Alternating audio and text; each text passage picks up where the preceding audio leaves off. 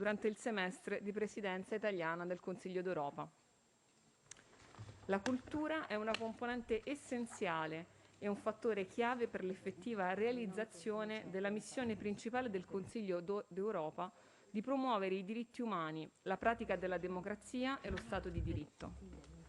Promuovere la cultura come anima della democrazia significa sostenere politiche e governance culturali forti, mirate alla trasparenza, accesso, partecipazione e creatività, rispetto delle identità e delle diversità, dialogo interculturale e diritti culturali, come base per una convivenza rispettosa e tollerante in un mondo sempre più complesso. A testimonianza del valore e del ruolo della cultura nella promozione dei diritti umani, ricordo le importanti convenzioni che il Consiglio d'Europa ha promosso nel settore, dalla Convenzione culturale europea del 1954 alle più recenti convenzioni di Faro e di Nicosia, volta quest'ultima a contrastare i crimini commessi ai danni del patrimonio culturale, tema purtroppo di grande attualità ai nostri giorni con la guerra in Ucraina. La Convenzione di Nicosia in particolare è stata appena ratificata dal Parlamento italiano con la legge 6 del 21 gennaio 2022. Voglio sperare che questo tempismo sia di buon auspicio per un miglioramento della situazione in questo ambito. Anche la Presidenza italiana ha dedicato molta attenzione al tema, come dimostra la riunione ministeriale della cultura del 1° aprile scorso, della quale ci illustrerà obiettivi e risultati il Ministro Franceschini. La riunione di oggi ha all'ordine del giorno temi quanto mai importanti, incentrati su vari filoni: i media e le connesse minacce al pluralismo e alle libertà, il patrimonio culturale, alla luce sia del dialogo interculturale che del rapporto con le sfide poste dal cambiamento climatico, le reti tra università degli Stati membri. Inoltre, sarà l'occasione di approfondire il tema dei siti di commemorazione storica di eventi particolarmente segnanti per tutti noi cittadini, in una fase dove, come forse mai prima d'ora, si levano polemiche e richieste di considerare il passato alla luce di nuove o diverse sensibilità. A quest'ultimo riguardo è per noi preziosa la testimonianza della senatrice Liliana Segre, che ha inviato un messaggio che sarà letto dal senatore Rampi nell'ambito dell'esame del rapporto sui luoghi della memoria. Prima di passare la parola al Presidente Cox, ricordo ai colleghi che anche durante gli interventi non sarà possibile togliere la mascherina per decisione presa dal Collegio dei Questori. Quindi auguro un buon lavoro a tutti noi. Do la parola al Presidente Cox.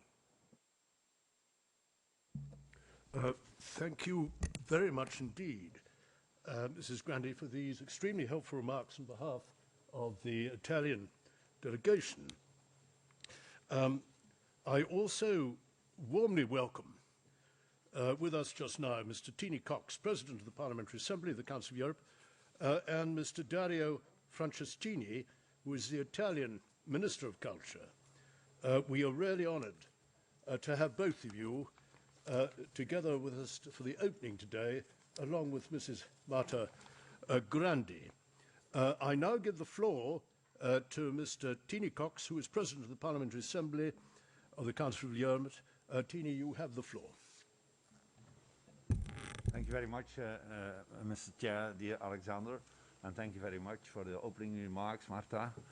The first part of your speech I had to listen in Italian, but after half a year of Italian presidency that starts to function already. The rest I got in English, and it's an honor to be here together with my Secretary General, Despina Vasiliou, and it's an honor, of course, sitting next to the Minister of Culture, to whom we are going to listen later today. I think it is important that we mention that we are now in Rome, but only 2 weeks ago, Italy was represented at the highest possible level in Strasbourg with its President Mattarella, and Minister of Foreign Affairs, Mr. Di Maio, indicator of the Italian presidency of the Council of Europe, a presidency that has developed in a completely different way than anybody could have expected, because Italy was well prepared for its half year in the chair of the Committee of Ministers. But then we got Russia's invasion of Ukraine, and everything became different. And I have to compliment the Italian presidency for taking care of this complete, unexpected, disastrous development in a very, very professional way. And I have worked very well together with Minister Di Maio and with your ambassador in Strasbourg, and I'm looking forward to the rest of your presidency, because it's still not finished. May is still an important month of your presidency. After, at the end of May, you will hand over the presidency to Ireland, then we go to Dublin, but before we go to Dublin, we first will go to Torino, where the ministerial conference will take place. Again, I think with another agenda than foreseen, because we have to discuss how the Council of Europe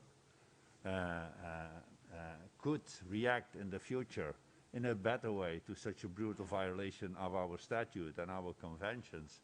And we share that situation with all the other international organizations in Europe, who all have to rethink why were we on earth, and why on earth could we not prevent this war in Ukraine to happen. I think in Torino, under the leadership of the Italian presidency, the ministerial conference will discuss that item as well. And everything is now seen in relation with what is happening in Ukraine. And the same goes for your committee, Alexander, the Committee on Culture, Science, Education and Media. All these elements are involved. What to do with an attack on a country, because that also means an attack to the education, to the culture, to the media, and so on. So we all have to rethink this. I'm most honored that I'm invited to participate in your committee meeting in these 2 days in Rome. The weather is far better than last time when we were here, because then we got a lot of rain. But I'm looking forward to listen to you. This will be my last word spoken, but I will listen very carefully to the minister and everybody else who's going to take the floor. Thanks again for inviting Despina and me here. No, thank you so much, dear Tini.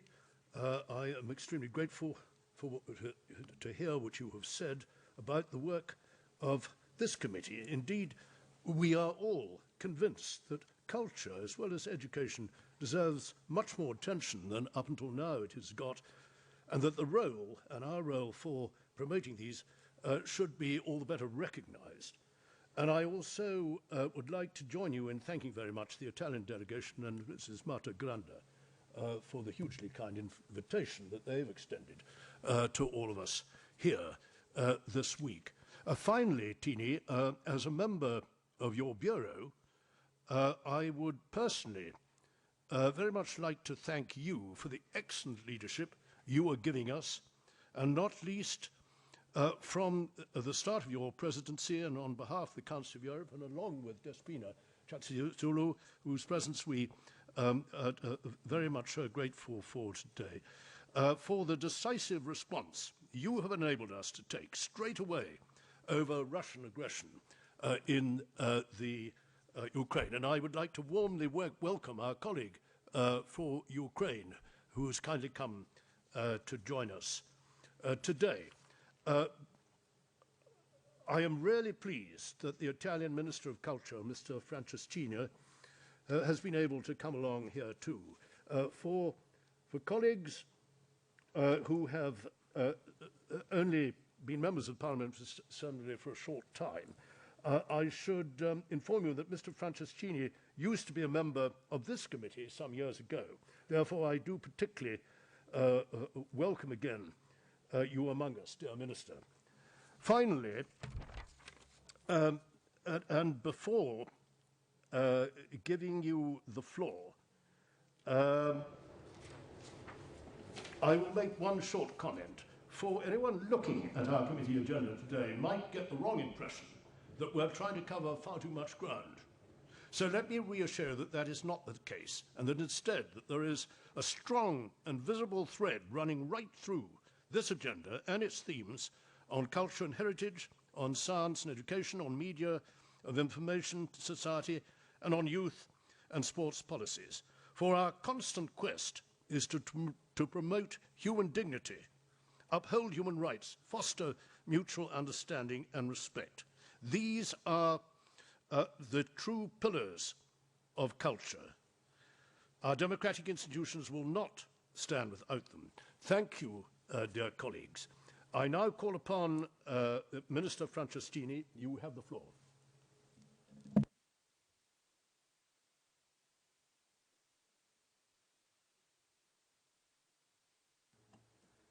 Grazie Presidente, grazie alla Presidente Grande, al Presidente Tini Cox. Davvero credo che sia una riunione importante, un gesto molto importante, la Commissione Cultura che si svolge qua a Roma durante la Presidenza italiana, e credo che dovremo davvero costruire un'alleanza tra tutti quelli che nelle istituzioni nazionali e internazionali, a cominciare dal Consiglio d'Europa, si occupano di cultura, per spiegare con molto vigore tutti insieme quanto sia importante l'investimento in cultura, quanto le politiche culturali siano centrali, soprattutto in un momento in cui per ragioni diverse, molto diverse tra di loro, ma sia la pandemia, con tutti i luoghi per molto tempo durante i lockdown, i luoghi della cultura chiusi, dei musei, i teatri, i cinema, ci hanno fatto capire come sono le nostre città, come sono i nostri paesi senza i luoghi della cultura aperti. E la guerra che ci sta facendo capire quanto sia importante avere uno spazio di conoscenza reciproca tra i popoli, tra le nazioni, che prevenga i conflitti che derivano in gran parte dalla mancanza di conoscenza. Io ho un bellissimo ricordo, uno dei ricordi più belli del mio mandato da ministro, ormai abbastanza lungo, quando a Expo Milano 2015 chiamammo un grande intellettuale italiano, Umberto Eco, a parlare ai ministri della cultura presenti. Erano presenti più di 80 ministri della cultura di tutti i paesi del mondo, e lui ci disse: voi dovete soltanto essere portatori di conoscenza. Quasi tutte le guerre del passato, quasi tutti gli odi del presente derivano dalla mancanza di conoscenza reciproca, non vi conoscete abbastanza. Questo credo sia molto importante per capire quanto la cultura può fare per prevenire le situazioni di drammatiche di crisi che stiamo vivendo. Come è stato già ricordato, il Presidente della Repubblica, Sergio Mattarella, quando è in visita all'Assemblea parlamentare, ha detto delle parole molto, molto importanti sulla salvaguardia dei diritti fondamentali dell'uomo, dello Stato di diritto, della democrazia, che il Consiglio d'Europa ha custodito e protetto fin dal momento della sua istituzione, nel maggio 49, all'indomani della dolorosa guerra in Europa. E purtroppo quello spettro della guerra l'abbiamo rivisto quando in un tempo in cui sembrava inimmaginabile. Noi abbiamo voluto, come Presidenza italiana, riprendere l'incontro, la conferenza dei ministri della cultura che si è svolto qualche mese fa e che non si teneva dal 2013, e in quella sede ovviamente è stato dedicato un ampio spazio alla situazione dell'Ucraina, è stata ribadita da tutti la ferma condanna dell'invasione russa. Per questo abbiamo proposto e approvato nel documento finale l'istituzione di un anno della cultura ucraina in Europa, che sarà, proprio a proposito del tema della conoscenza, un appuntamento fondamentale, una cornice dentro la quale costruire programmi nazionali e programmi a livello europeo, formazione e assistenza, soprattutto per la messa in sicurezza del patrimonio ucraino, che è minacciato sia nella sua parte materiale, i beni culturali, che nella sua parte creativa, immateriale, gli artisti, i creatori, che vedono minacciati la loro libertà, la loro possibilità di esprimersi e di creare. Questo io ho espresso anche personalmente al Ministro Tachenko, che in quella sede ha partecipato da Kiev in videocollegamento alla riunione, e che in quella sede, come in altre sedi, insomma, ci ha chiesto un forte impegno sui temi della cultura. A testimonianza del pieno sostegno da parte di tutta la membership del Consiglio d'Europa, la conferenza si è conclusa appunto con l'approvazione per acclamazione condivisa da tutti di una dichiarazione incentrata sul ruolo del Consiglio d'Europa a sostegno del settore culturale ucraino. Come Ministero della Cultura italiano noi abbiamo aggiunto diverse iniziative. Abbiamo preso l'impegno formale del Consiglio dei Ministri a ricostruire, quando sarà possibile, quando la situazione della guerra lo permetterà, a ricostruire il teatro di Mariupol. L'UNESCO ci ricorda che i beni culturali sono patrimonio dell'umanità, World Heritage. Se sono patrimonio dell'umanità è giusto che siano sentiti come beni di tutti, al di là della proprietà giuridica di quel bene, che sia dello Stato, che sia di una chiesa, che sia di un privato. Quando è un bene culturale appartiene a tutta l'umanità, ed è giusto che la comunità internazionale si mobiliti per proteggerli, per tutelarli. Da qui nasce anche la proposta dei caschi blu della cultura per la tutela del patrimonio culturale, che ha avuto il via libera dell'UNESCO e che è fondamentale, uno strumento che si rivelerà fondamentale proprio per intervenire nei momenti di crisi, perché se i beni sono di tutti è giusto che sia la comunità internazionale a mobilitarsi per proteggerli, tutelarli o ricostruirli. Questa è in questo senso la volontà italiana di ricostruire a spese dello Stato italiano, appunto quando sarà possibile, il teatro di Mariupol, ma le molte cose che dovranno essere fatte quando la guerra sarà finita per proteggere, per recuperare il patrimonio culturale distrutto dal conflitto, e la creazione di una forza sovranazionale è fondamentale. Quando nel mondo un bene culturale viene danneggiato da una calamità naturale, da un terremoto o da un attacco terroristico, come è capitato in un tempo purtroppo recente, o da una guerra, i paesi si mobilitano spontaneamente perché si avverta che quel bene è di tutti, ma si mobilitano quasi sempre su iniziative bilaterali e improvvisate sul momento. Noi pensiamo che la presenza di una forza internazionale sotto legge dell'UNESCO e delle Nazioni Unite che intervenga prontamente come i caschi blu intervengono per la tutela delle persone, giustamente, che intervenga prontamente per proteggere il patrimonio culturale, sia uno strumento di cui la comunità internazionale deve dotarsi, e credo che il Consiglio d'Europa possa dare un forte impulso in questa direzione. Poi l'Italia ha firmato un decreto che destina 2 milioni di euro per ospitare in Italia, per residenze artistiche di artisti ucraini che siano andati via dal loro paese, che vogliono venire a creare e a far esprimere la loro libertà creativa nel nostro paese.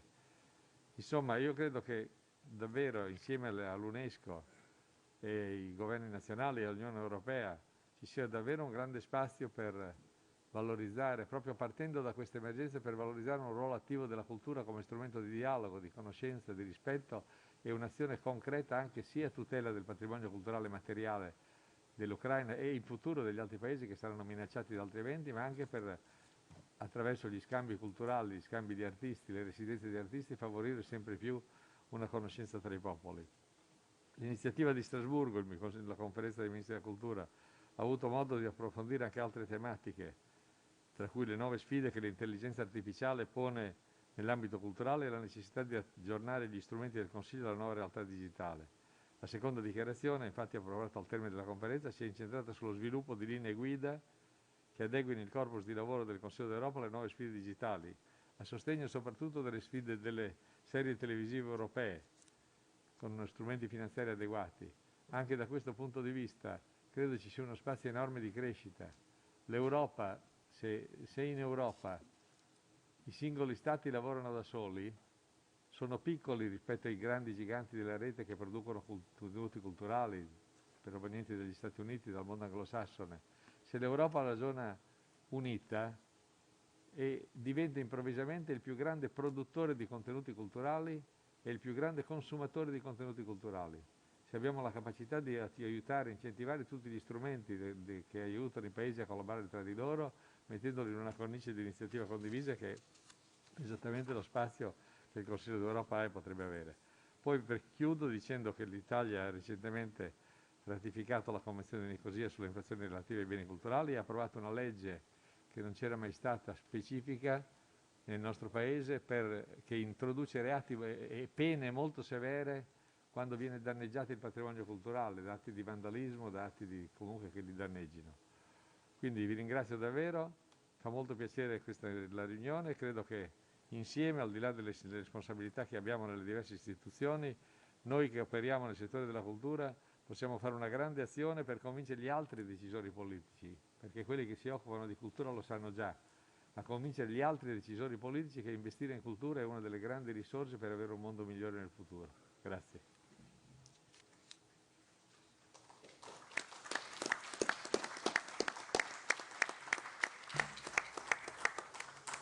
And thank you, Minister Franceschini. I now invite contributions from the floor. Would anybody wishing to intervene please now put up or hold up his or her card? Yes, please.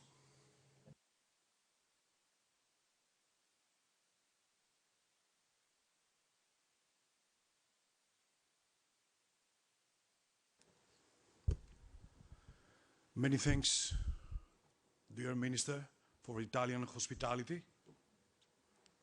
And I'm sure you will be aware on April 18 photographs and videos of vandalism and desecration of the monument of Hagia Sophia in Istanbul were brought to light on the social media and press. These appalling images are the result of the Erdogan government's conversion of this unique monument into a mosque, despite the fact that this monument, protected as such by UNESCO since 1985 and listed on the World Heritage List as an outstanding universal value. These pictures also show disrespect to the core values and principles of the Council of Europe, especially as far as religious freedom and intercultural dialogue are concerned. Italy, as the presiding country and founding member of the Council of Europe, and you, personally, as Minister of Culture of the presiding country, what initiatives do you intend to take, please, to stop this vandalism and the desecration of Hagia Sophia? Thanks a lot. Thank you. George.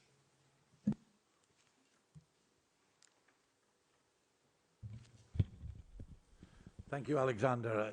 If I can get used to this technology here and speaking with a mask, which is strange, can I first congratulate the Minister on his speech?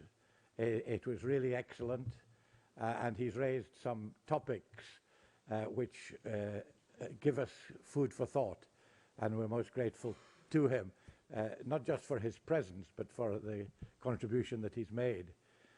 I think probably, Minister, you'll remember the report by Vesna Marjanovic, which we considered, and which outlined for our benefit and for a wider benefit the very important link between cultural vitality and the level of democracy.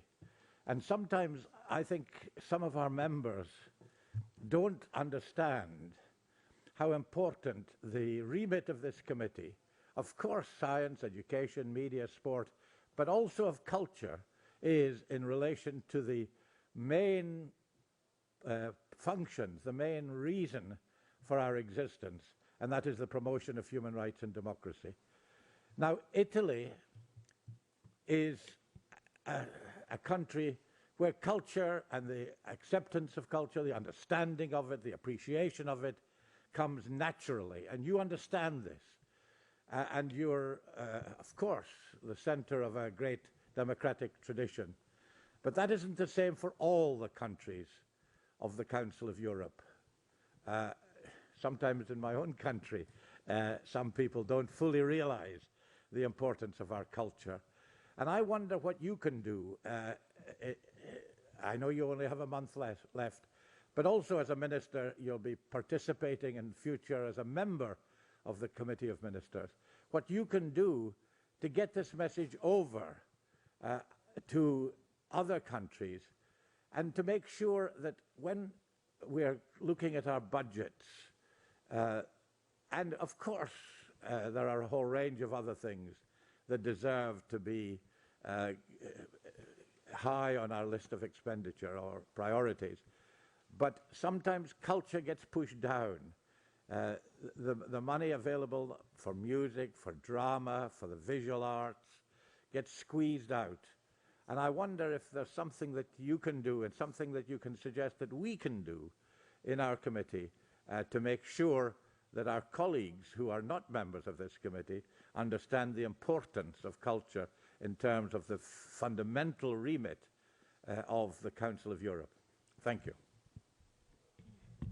Thank you, George. I now call upon Kamil Aydin. You have the floor.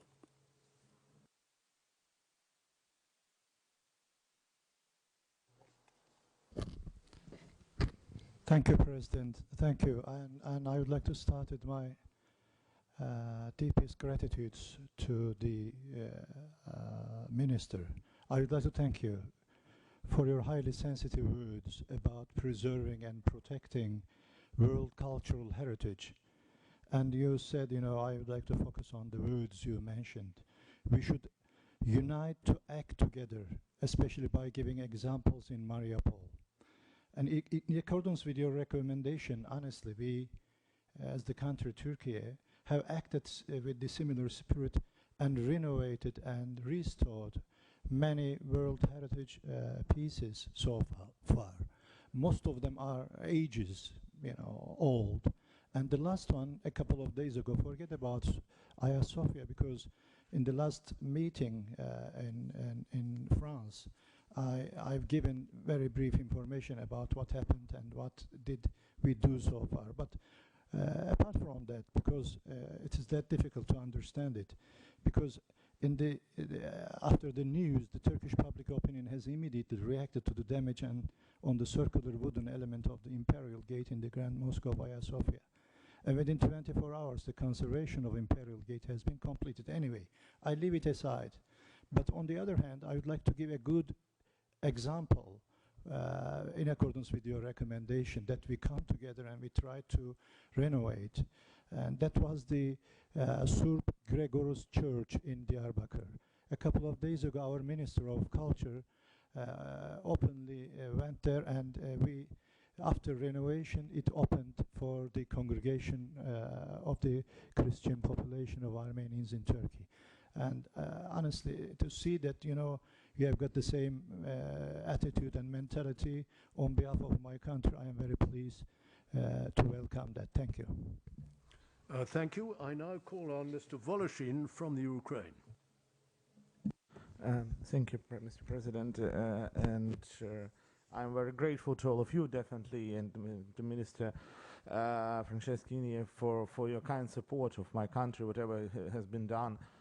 And will be done to support the cultural heritage, definitely.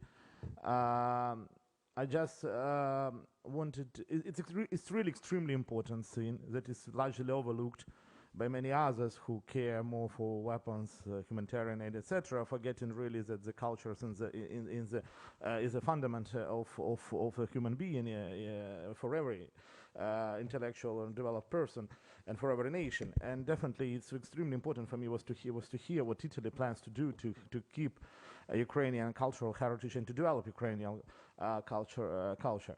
However, I would like to just like a small kind recommendation, to look at Ukrainian cultural heritage broadly.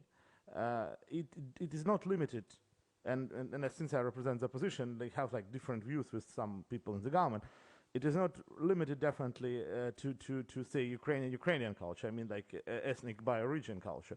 Ukraine is a home to many nations, and it's great, and it's really European because it's very rich with different cultures. It has a lot of Jewish cultural sites. It has a lot of Polish cultural sites, and it has a vibrant Hungarian and Romanian minority cultures. But also it does have a lot of from Russian culture, part of Ukrainian cultural heritage.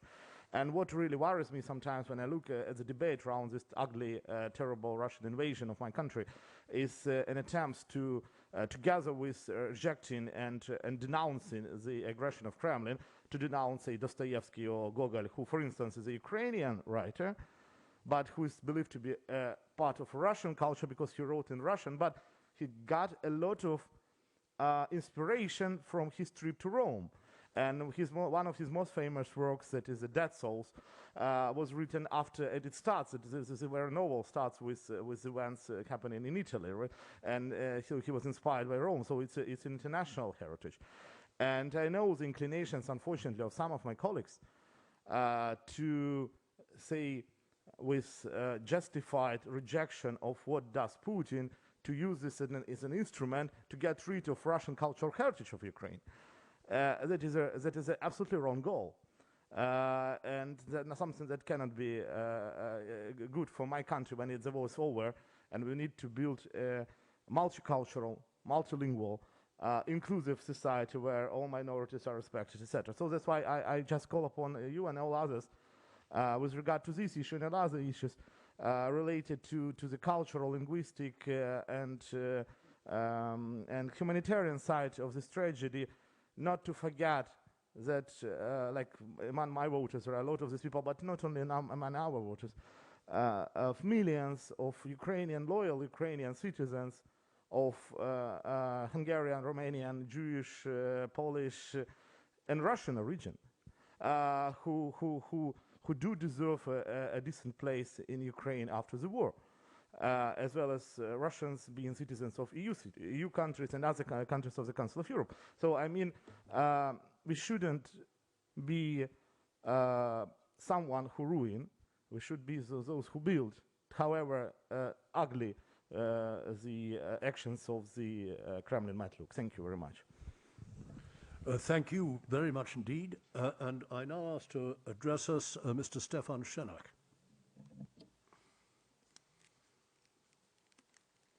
Thank you, Mr. Chairman. As the former rapporteur for the Convention against illegal cultural heritage trafficking, I want to thank the Italian government that they was so active in this process. And since that time, I'm an absolutely fan of the Carabinieri, because there are about 150 Carabinieri who are more, which has the same knowledge than scientists on the university, reading every day the auction catalogs from the whole world and intervene in Detroit, on any places. And we had the chance to see the exhibition in Firenze, where they showed what they found in the illegal market and what they saved, for example, in a night action in Swiss, where they came by helicopter and informed the next day the Swiss that they saved the 3 gods from Roma, which was in a hut in Swiss waiting for that. But we should still work on this convention. We should ask all the member states to join this convention.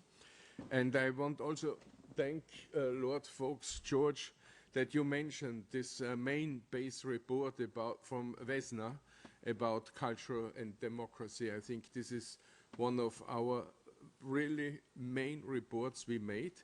But one report is coming, and I think we should have a view on this report.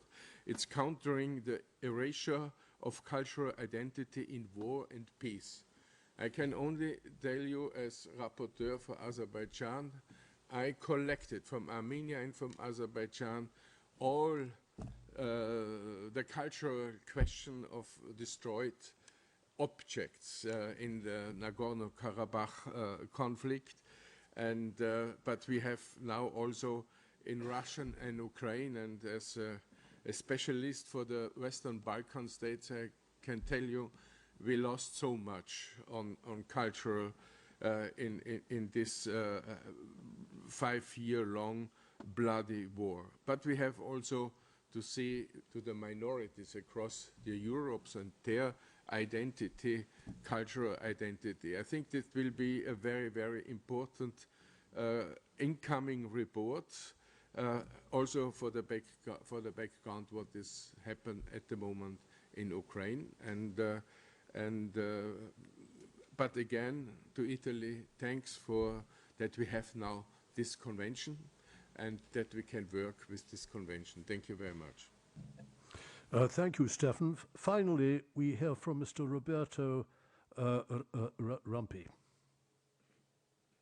Sì, grazie Presidente. Io sono veramente contento intanto che siamo riusciti a portare la Commissione Cultura a Roma. Era un sogno di qualche anno fa, grazie anche alla Presidente, diciamo, ci siamo concentrati dentro questo scorcio di Presidenza italiana. Io credo sia veramente importante avere i colleghi qui, per le cose che ha detto lei, Ministro, e per le cose che abbiamo sentito, perché è tutt'altro che scontata la funzione della cultura come strumento fondamentale della democrazia, è tutt'altro che scondata. La consideriamo tutti qui, in questa sala. Già se usciamo da qui, nelle nostre aule parlamentari, con altri colleghi magari di altre commissioni, o nel nostro Consiglio d'Europa con i colleghi di altre commissioni anche al Consiglio d'Europa, in molti pensano oggettivamente che l'investimento culturale sia qualcosa di aggiuntivo. Ci sono i diritti fondamentali, c'è il processo democratico e poi magari c'è l'educazione ancora prima, di cui si occupa anche questa commissione, e poi c'è la cultura. Noi non la pensiamo così, noi sappiamo che l'investimento culturale è l'elemento fondamentale perché ci sia democrazia. Se non c'è cultura critica, se non c'è comprensione di quel che accade, la democrazia non c'è. E guardate, ormai ci conosciamo con alcuni da 5 anni di lavoro al Consiglio d'Europa, non lo dico né per orgoglio nazionale né per orgoglio, diciamo, di anche partecipazione alla stessa forza politica, ma col ministro Franceschini nei 2 diversi momenti del governo italiano, anzi 3 governi, credo che questo investimento internazionale si sia sentito. Quando abbiamo approvato qui alla Camera dei Deputati la prima mozione sui caschi blu della cultura, sembrava veramente un'idea bizzarra, no? Questi che con tutti i problemi che ci sono pensano di dedicare una forza. Però noi guardavamo in quegli anni le distruzioni in Siria, a Mosul, a Palmira, vedevamo durante lo scontro al Cairo in Egitto che cosa succedeva al Museo Nazionale e ci ponevamo il problema di dire quando avverranno, perché purtroppo continueranno ad avvenire e non pensavamo alla portata di questi giorni, momenti di conflitto, ci deve essere qualche cosa che dica quello che è di tutti va preservato comunque, perché poi ci sarà un secondo momento in cui ricostruire. Noi normalmente lavoriamo a Strasburgo. Strasburgo è l'esempio di questo. È una città che è stata nel conflitto continuamente, nella linea di confine, e oggi è il luogo delle istituzioni europee. E anche il report che abbiamo approvato come Assemblea lo scorso anno sul diritto alla conoscenza parla di questo, noi lo dobbiamo implementare. Dice che la democrazia si basa su alcuni pilastri, c'è l'educazione, c'è la cultura diffusa, c'è la libertà di informazione, e se i paesi non fanno investimenti culturali non c'è democrazia. E quindi questo ad esempio è un impegno che noi ci prendiamo al Consiglio d'Europa. E concludo, io sono arrivato ieri sera da questi 4 giorni del European Museum Forum, del Forum dei Musei Europei, dove rappresento il Consiglio d'Europa proprio per questo premio, rappresento questa assemblea, come voi sapete. E abbiamo premiato questo straordinario museo irlandese, Untitled Place, che non solo racconta la storia di una monaca che ha fatto un'istituzione culturale e religiosa, ma oggi in quel place, che non è più solo un museo, si sviluppano attività sociali, integrazione per i migranti, spazi di incontro per le signore anziane o per i signori anziani che possono giocare a biliardo, momenti di gioco per i bambini, e tutti a Cork sanno che se hanno bisogno di un pasto caldo possono andare a Untitled Place e lì lo troveranno. Io credo che questo sia la funzione dei musei, ne ho visti più di 60 in questi giorni. C'è un popolo, c'è un esercito, la dico apposta questa parola in questo momento, di persone che sviluppano cultura, che sviluppano arte, che producono quel mondo diverso che Umberto Eco citava nell'intervento a Expo. Allora noi dobbiamo investire su queste persone. Noi in Italia stiamo approvando finalmente una legge che tutela i lavoratori della cultura.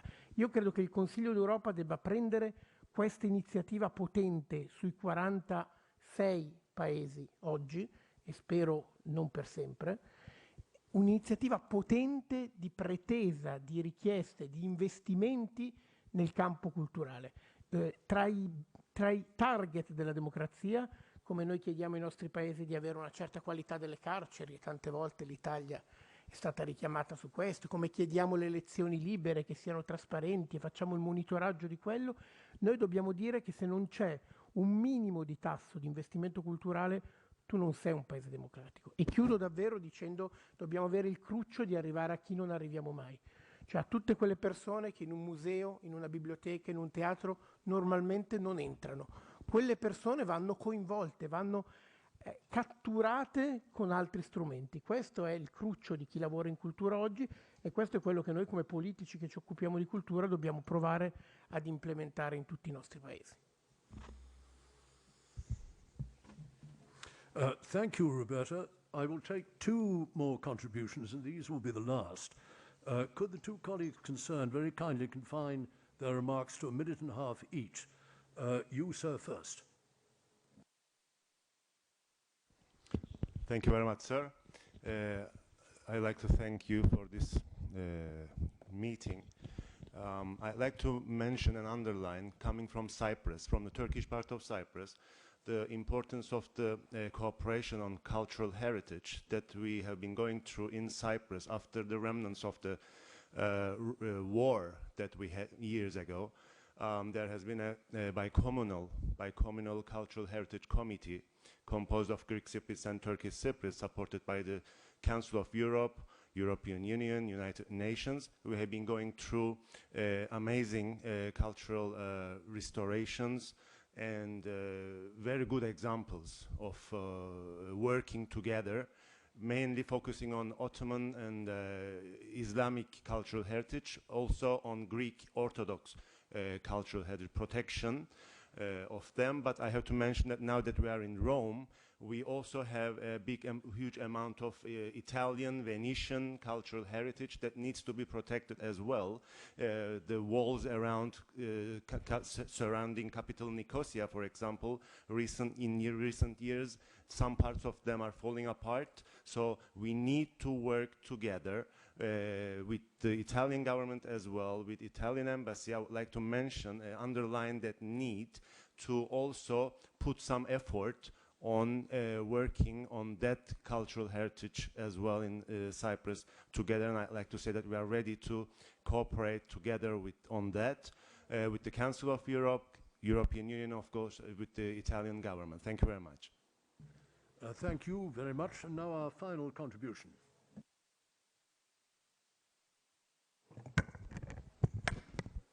Thank you very much, Mr. Chairman. I want to address my thanks to the Minister as well for his emphatic speech. I utterly agree that it's urgent that we all stand together in war in order to preserve our cultural inheritance, not only in Ukraine, but in every conflict in Europe. But there is also a silent war waging against all of us, against all of our country's culture. It's the cancel culture. Let me exaggerate a little bit. Europe has got a long history, Middle Ages, Renaissance, etc. It is the cradle of our culture, but it is mostly male, it is mostly white, and it's mostly Christian and Jewish. And I would like to end my intervention with a plea.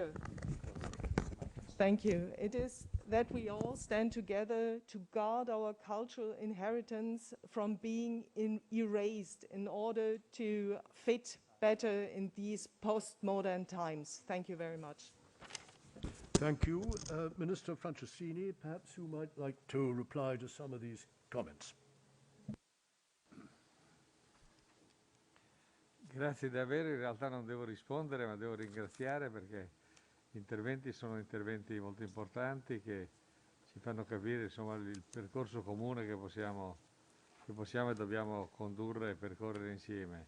Agia Sofia, qui ci sono già delle prese di posizione molto chiare che stanno in linea con una considerazione che sta nel logo stesso. Il logo è una sovrapposizione di stili, di storie, di tradizioni, di religioni diverse che si sono mescolate tra di loro nel rendere unico questo luogo.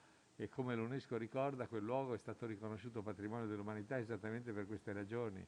Quindi insomma quello che noi possiamo fare, stiamo facendo insieme alle altre organizzazioni internazionali, prima di tutto l'UNESCO che ha come compito istituzionale ricordare che l'iscrizione nella lista del patrimonio dell'umanità impone alcuni criteri di conservazione e di rispetto. Quindi sollecitare il governo turco affinché insomma, ci sia la migliore tutela e fruizione del sito per tutti e il rispetto della storia di quel luogo che appartiene appunto all'umanità intera. L'Ucraina, ma io credo che si debba distinguere in due tempi il nostro intervento. Un tempo è adesso, durante la guerra. Durante la guerra noi dobbiamo fare il possibile per sostenere la tutela del patrimonio culturale attraverso, come abbiamo fatto in diversi paesi, l'invio di materiali, della conoscenza dei luoghi, dei beni culturali, è uno degli strumenti fondamentali per prevenire il traffico illecito, per consentire il restauro e la tutela. Vedete come è avvenuto purtroppo, sembravano immagini che appartenevano alla storia, ma anche l'Italia della Seconda Guerra Mondiale durante l'occupazione nazista ha storie meravigliose di storici dell'arte, di soprintendenti che portavano via le opere dai musei, nascondevano le opere o le proteggevano con sacchi di sabbia quando non potevano essere trasportate. Stiamo vedendo drammaticamente, più di 70 anni dopo, le stesse immagini in Ucraina.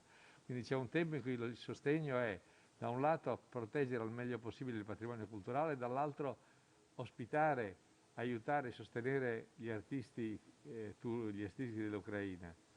Poi verrà un altro tempo, che sarà dopo la guerra, speriamo tutti abbia un esito positivo, in cui bisognerà impegnare la comunità internazionale sia sulla ricostruzione del patrimonio culturale, nel restauro del patrimonio culturale danneggiato, che nel proseguire in un'azione fondamentale che è conoscenza della cultura ucraina. Abbiamo bisogno di far conoscere, questo possiamo farlo già adesso nei nostri stati, la letteratura, la musica, l'arte, la poesia, la storia. La conoscenza è uno strumento, ritorno su questo, è l'antidoto, è l'anticorpo più importante per contrastare il ripetersi di questi eventi. Avete citato i carabinieri per la tutela del patrimonio culturale.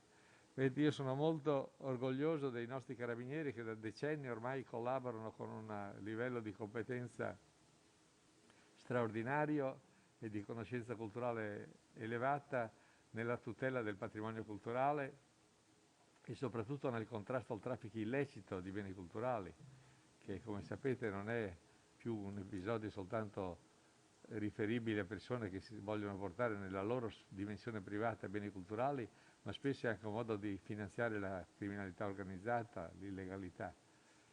I carabinieri sono per noi un vanto italiano, ma io vorrei più che avere azioni italiane. Noi per esempio li abbiamo mandati con la nostra unità Caschi Blu della Cultura in Croazia, in Albania dopo eventi calamitosi, ma io vorrei che anziché agire soltanto su iniziativa nazionale fossero a disposizione di un livello sovranazionale che prendesse le migliori competenze dei diversi paesi sulla tutela del patrimonio e le mettesse a disposizione di un'unità sovranazionale che intervenga ovunque il patrimonio culturale viene minacciato nel mondo.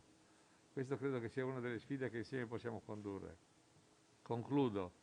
I diversi interventi hanno rafforzato questo senso da un lato di speranza, dall'altro di frustrazione sul ruolo importante della cultura e il fatto che non tutti i nostri corrispondenti nei governi, nei parlamenti capiscono fino in fondo l'importanza di questo settore, come la capiscono gli operatori della cultura e i politici che si occupano nella loro attività di cultura e di patrimonio culturale. Io credo che sia vero. Però credo anche che ci sia una considerazione fondamentale. Un conto è agire singolarmente, un conto è agire insieme, tutti noi. Insieme abbiamo una forza formidabile. Io ho avuto la fortuna durante il mio mandato, per una coincidenza di calendari, di essere Ministro della Cultura sia durante la Presidenza italiana del G7 che durante la Presidenza italiana del G20. Noi come Italia abbiamo promosso il G7 Cultura, la prima volta che è stato fatto in luoghi meravigliosi di Firenze, abbiamo fatto il G20 della Cultura qualche mese fa, la cornice straordinaria del Colosseo, è venuto il Presidente Draghi. Abbiamo impegnato col documento finale a che il G20 prosegua avendo come strumento preparatorio alla riunione del G20 dei capi di Stato e di Governo anche un G20 Cultura che non c'era mai stato, perché soprattutto il G20, che è un organo che ha prevalentemente natura economica, si è immaginato nel passato che non fosse uno dei temi centrali di una politica economica l'investimento in cultura, e così per il G7. Ecco, io credo che faremo adesso il 16 e 17 giugno una conferenza dove molti di voi sono invitati e hanno già detto che parteciperanno, dei ministri della cultura dei paesi del Mediterraneo, sia quelli della sponda europea che quelli della sponda dell'orientale o dell'Africa, che è un altro luogo importante, non soltanto per tenere sempre vivo uno spazio di dialogo, ma perché insieme abbiamo una forza che da soli non abbiamo. Quando sentivo convincere i nostri governi nazionali a spendere di più in cultura, o anche in qualche caso a non tagliare spese in cultura, Da soli una battaglia difficile, insieme una battaglia formidabile, impegnare l'Unione Europea per chi è nell'Unione Europea, rafforzare l'UNESCO.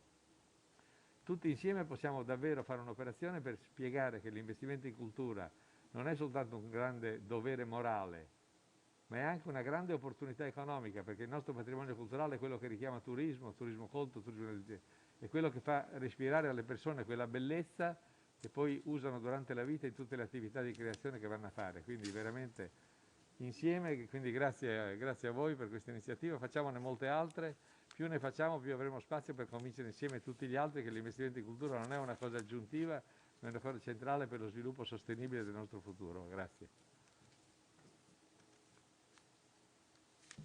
Minister Franceschini, thank you very much indeed.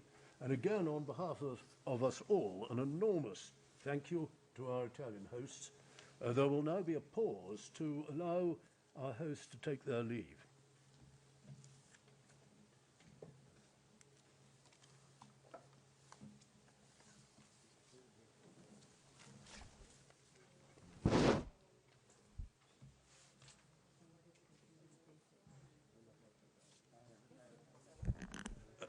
Please, while we pause, please don't leave the room and go too far, but we'll be about 5 minutes. If you could please be nicely back within 5 minutes.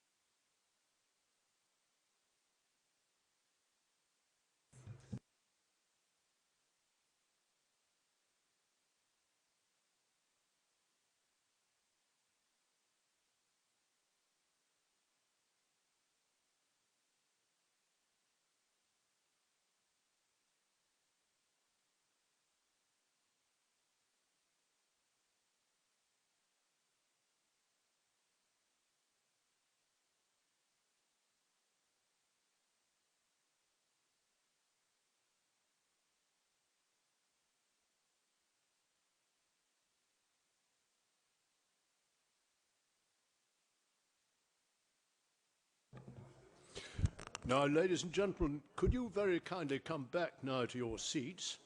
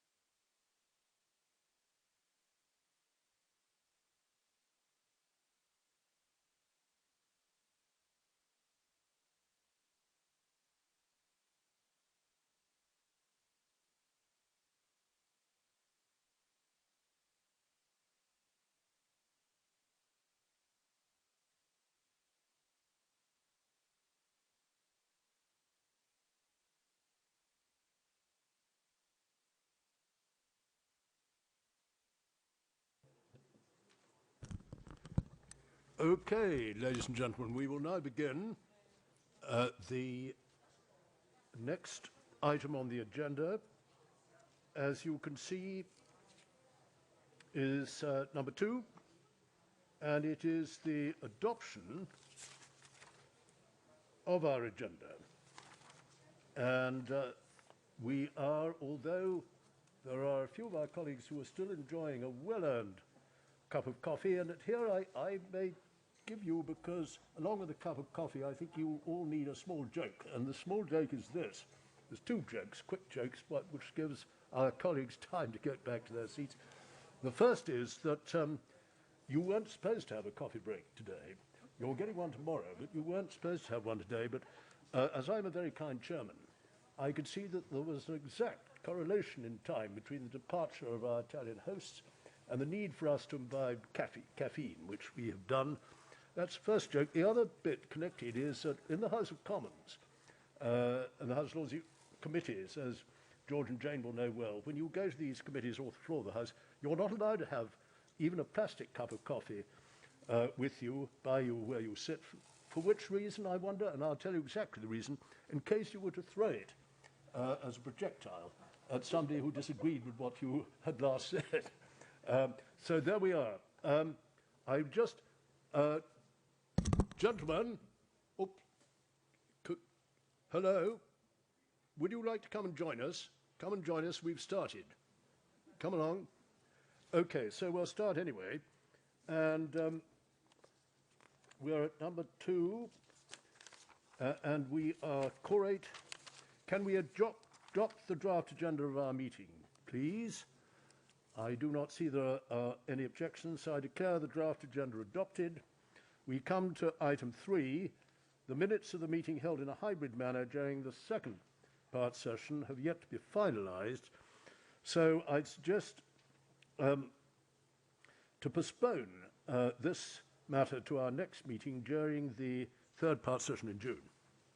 We come now to item 4 on the agenda, which is youth and the media, open to the public, and our rapporteur is Mrs. Tama Taliashvili from Georgia. We will now consider an expert report and hold a hearing on youth and media. And in that connection, I give a warm welcome to our distinguished panel of experts. They include Mrs. Adriana Mutu, for Academic and Quality Director, Professor at ESIC, Business and Marketing School, Barcelona.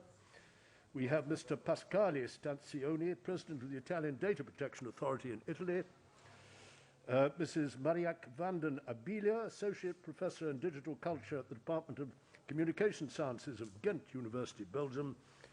And finally, Mr. Vittorio Gattari, Board Member of the Italian Youth Council and Member of the Advisory Council on Youth, acronym CCJ, of the Council of Europe. First, I give the floor to our rapporteur, Mrs. Tama Taliashvili, for her introductory remarks. Tama, we look forward to hearing from you. Mr. Chairman, my dear colleagues, I'm very much honored to speak in front of you about one of the most crucial issues of our times.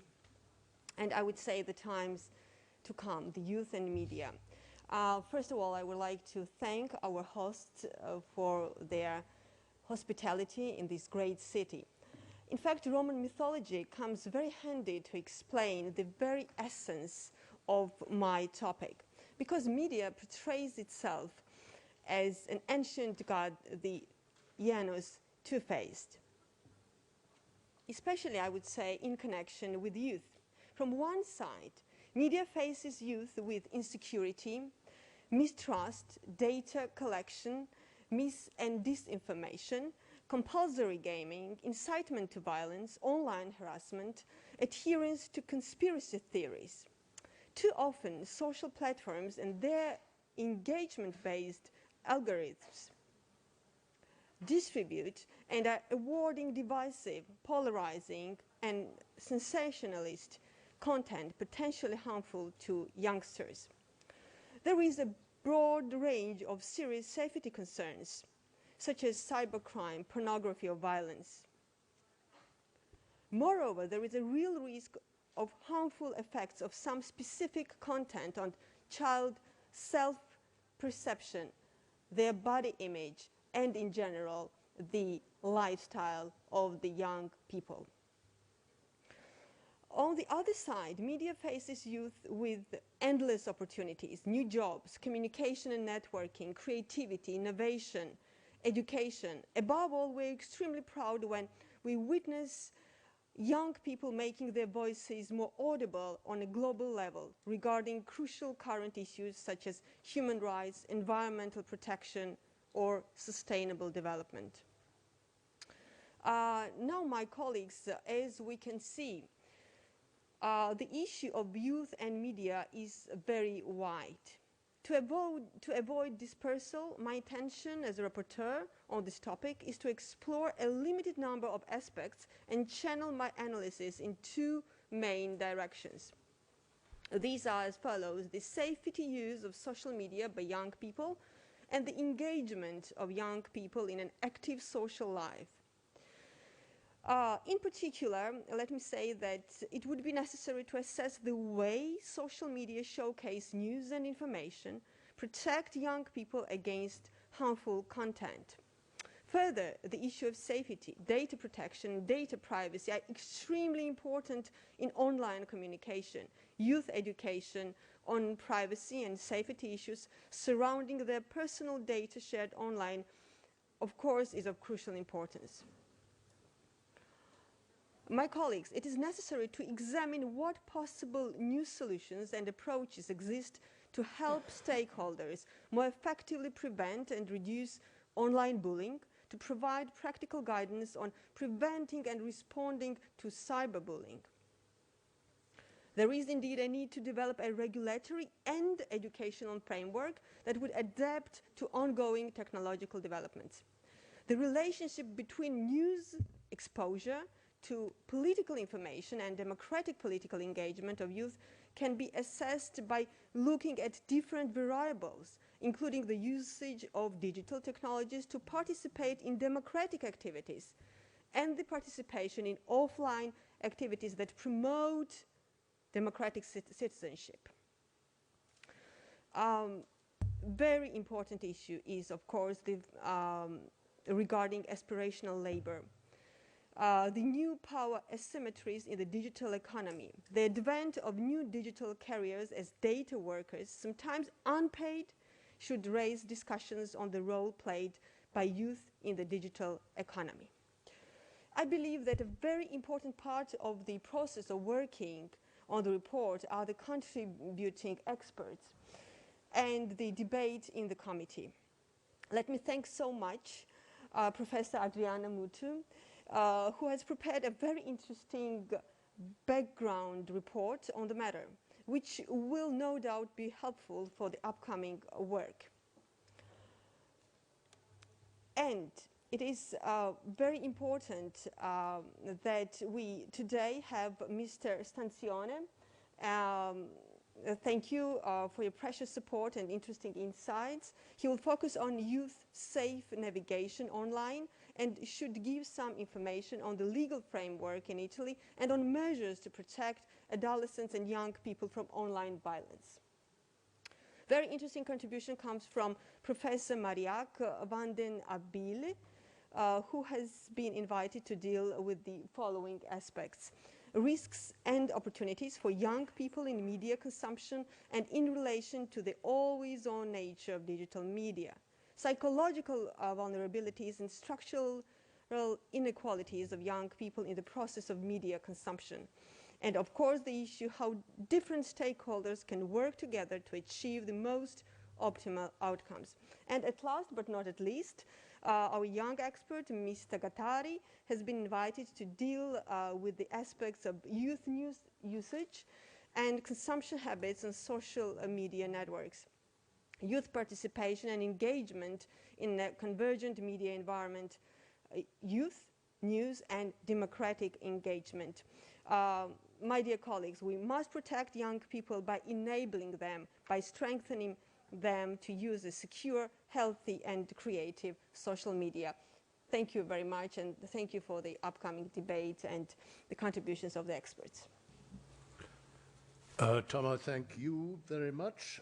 I now give the floor to the first of our experts. I wonder if you might like to come. That's Adriana Mutu, to where you see the microphone. Thank you so much. Let's just see if it can properly switch on, which British microphones often don't in the British Parliament, but I think here, and I'm fortunate enough, like some colleagues, to have been here for the Migration Committee in November, and I found that everything worked perfectly in this room. So I'm quite sure that you will, by pressing a button, find that you're about to speak. I give you the floor. You have 10 minutes.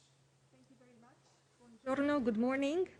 I would like to thank the rapporteur, Ms. Tamar Taliashvili, for offering me the opportunity to prepare and present today the expert report, Youth and the Media.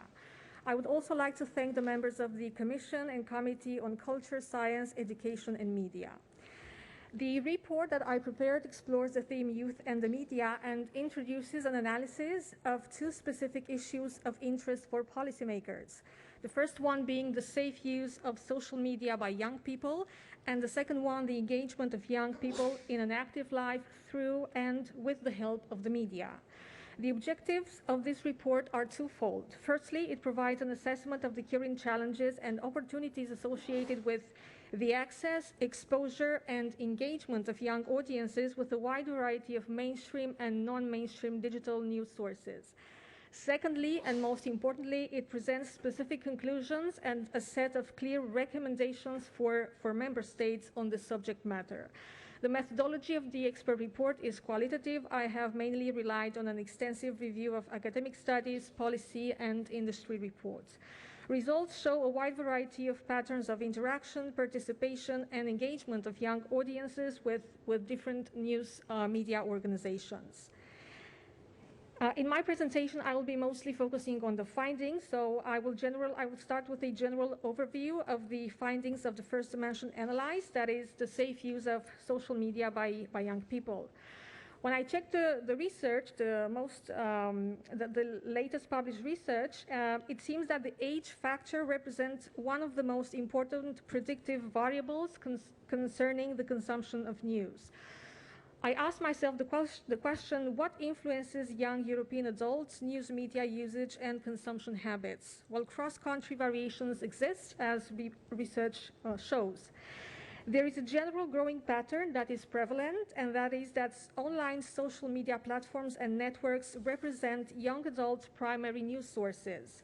Young audiences are likely to mix news consumption with social networking, problem solving, and social action. And I quote what a young person participating in a study has declared: news finds me on social media, I click on them if they interest me and end up on a different page. I read no particular page, news find me, end of quote. In other words, in the age of smartphones and social media, young people do not follow the news as much as the news follows them. Social media becomes the primary gateway to news and information, which reflects a shifting dynamic between traditional news outlets, which maintain a direct relationship with their audiences, and social media platforms where young adults are generally incidentally engaging with the news, as they are not actively seeking out information on their own. Incidental news exposure on social network platforms, as opposed to deliberately consuming news in social network sites, represents an interesting discussion point. Incidental news consumption in the online environment means that the youth may be exposed to information that they did not actively seek out. An interesting term that I found was the term news snacking, meaning that youth are exposed to bits of information which serve the purpose of just obtaining a basic overview and understanding of what is happening around them. Another concerning or very important topic to discuss has to do with safety, digital privacy and reputation, and the digital self-determination. Youth education on the importance of privacy and safety issues surrounding their personal data shared online by using social media platforms, online shopping, mobile apps, sensors, and trackers is of crucial importance. Youth need to receive education on what a digital footprint is, benefits and costs, understand the issue of the loss of privacy on the internet, learn who track users around the internet, and how they do it, learn how privacy laws in different parts of the world can impact their digital footprint. Another concerning topic has to do with the exposure to harmful advertising. Young people are often exposed to a series of worrisome, harmful material and advertising practices on the internet promoted or used by social media influencers. This harmful material may contain, for instance, pornographic scenes, sexualization of minors, gender stereotypes in children's toys advertising, etc. For the purpose of the illustration, I'm presenting you a snapshot of a Spanish internet celebrity who is followed by 7 million users on Instagram. And this is the type of content that this person is promoting on the internet. What you can see in this picture and the translation from Spanish, I am in Bilbao, just a little bit. I'm going to have a snack, and then I will go and have dinner for real. Why is this concerning? Well, it's concerning and very alarming because childhood overweight and obesity in Spain is a real problem. 1 in 3 children aged 13 to 14 are overweight. And this data was published last year by the OECD, and also there's a lot of other stakeholders involved in the public debate, for instance, the Spanish Society of Cardiology, publishing work and arguing that some 34% of the Spanish population between 3 and 24 years old is overweight and obese. So in this regard, I'm going back to this picture. Well, earlier this year, the Spanish Ministry of Consumer Affairs has decided to take some steps to ban advertising for unhealthy foods, drinks that are aimed at children and adolescents. The second part of my presentation has to do with the engagement of young people in social life through and with the help of the media.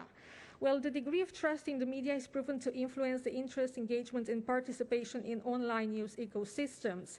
In addition, the participatory and collaborative culture of young people is also influenced by the patterns of usage of the internet, social media networks, and digital technologies.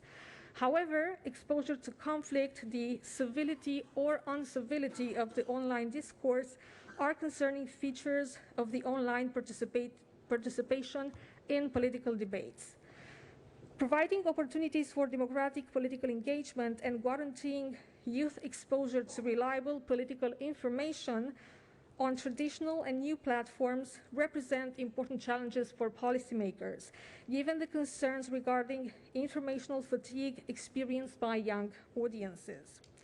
Moreover, the growth of news consumption through online news aggregators, social media and blogs, and the lack of professional gatekeepers compared to traditional media begs the question as to how and who should monitor the misinformation and disinformation in the information ecosystem.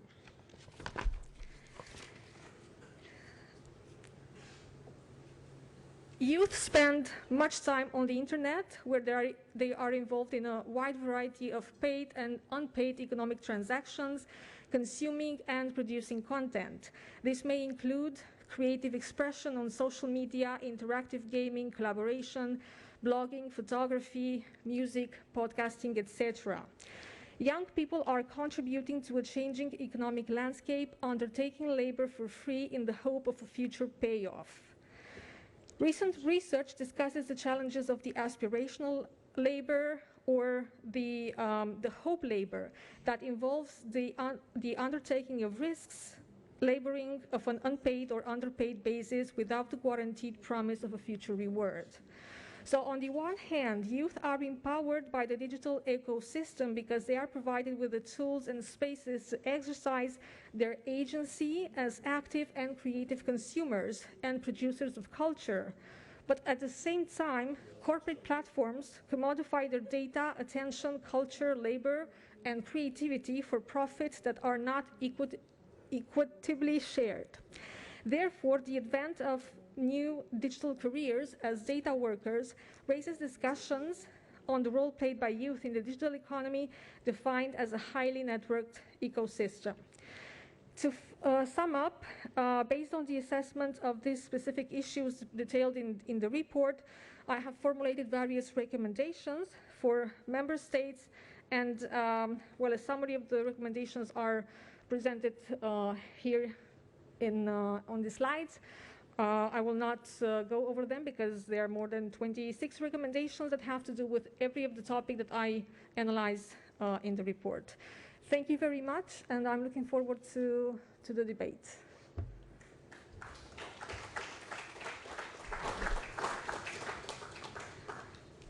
Thank you very much, Adriana. I now call upon,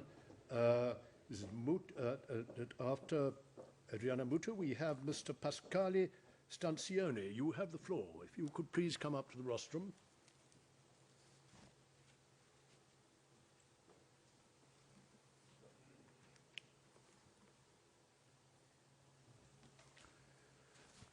Thank you very much. You have 10 minutes.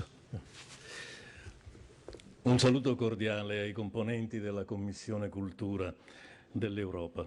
Sono grato per l'invito a questo dibattito che induce a riflettere su di un tema centrale per la democrazia, il rapporto tra i giovani e i media, in una società sempre più digitalizzata e nella quale la stessa comunicazione, la broadcasting, diviene maggiormente individualizzata, segmentata secondo la tipologia dei destinatari, il che ha comportato, oltre a una moltiplicazione esponenziale delle fonti di comunicazione, anche il coinvolgimento diretto dei minori nel contesto comunicativo.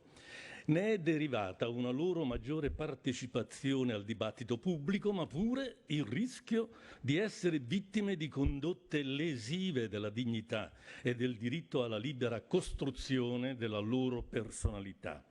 La sfida di una regolazione sostenibile si gioca tutto qui, in un equilibrio ragionevole tra autodeterminazione del minore e tutela della sua personalità rispetto a condotte suscettibili di lederla. La disciplina di protezione dei dati ha colto e sviluppato questa sfida, giacché il GDPR sottende una scelta importante: consentire ai minori nella fascia dai 13 ai 16 anni l'esercizio dell'autodeterminazione sul trattamento dei propri dati. E ciò senza indebolire neppur minimamente la tutela rafforzata accordata ai dati del minore sia dal GDPR sia dalla Convenzione 108. È una scelta importante, tesa ad adeguare il diritto alla realtà odierna e ben contemperata da alcune cautele sia sul piano informativo che su quello remediale. Sotto il primo profilo, infatti, rileva la previsione di una maggiore comprensibilità dell'informativa che si richiede di calibrare sulle capacità cognitive dei minori.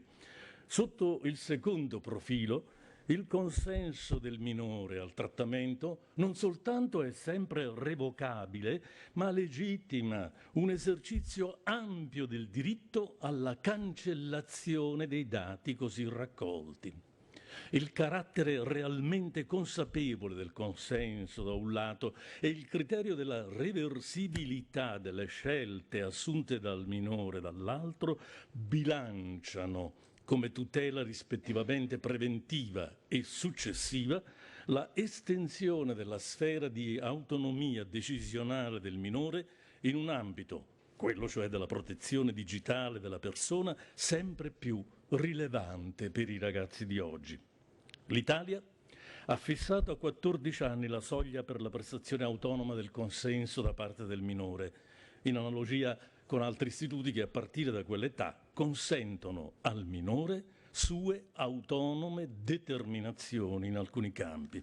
Ma proprio la particolarità o le peculiarità del contesto digitale in cui tale autodeterminazione si esercita determinano criticità dalle quali il garante si è dato carico al fine appunto di garantire che l'anticipazione dell'autonomia decisionale non si prestasse ad abusi altrui e non si risolvesse in un pregiudizio per i minori stessi.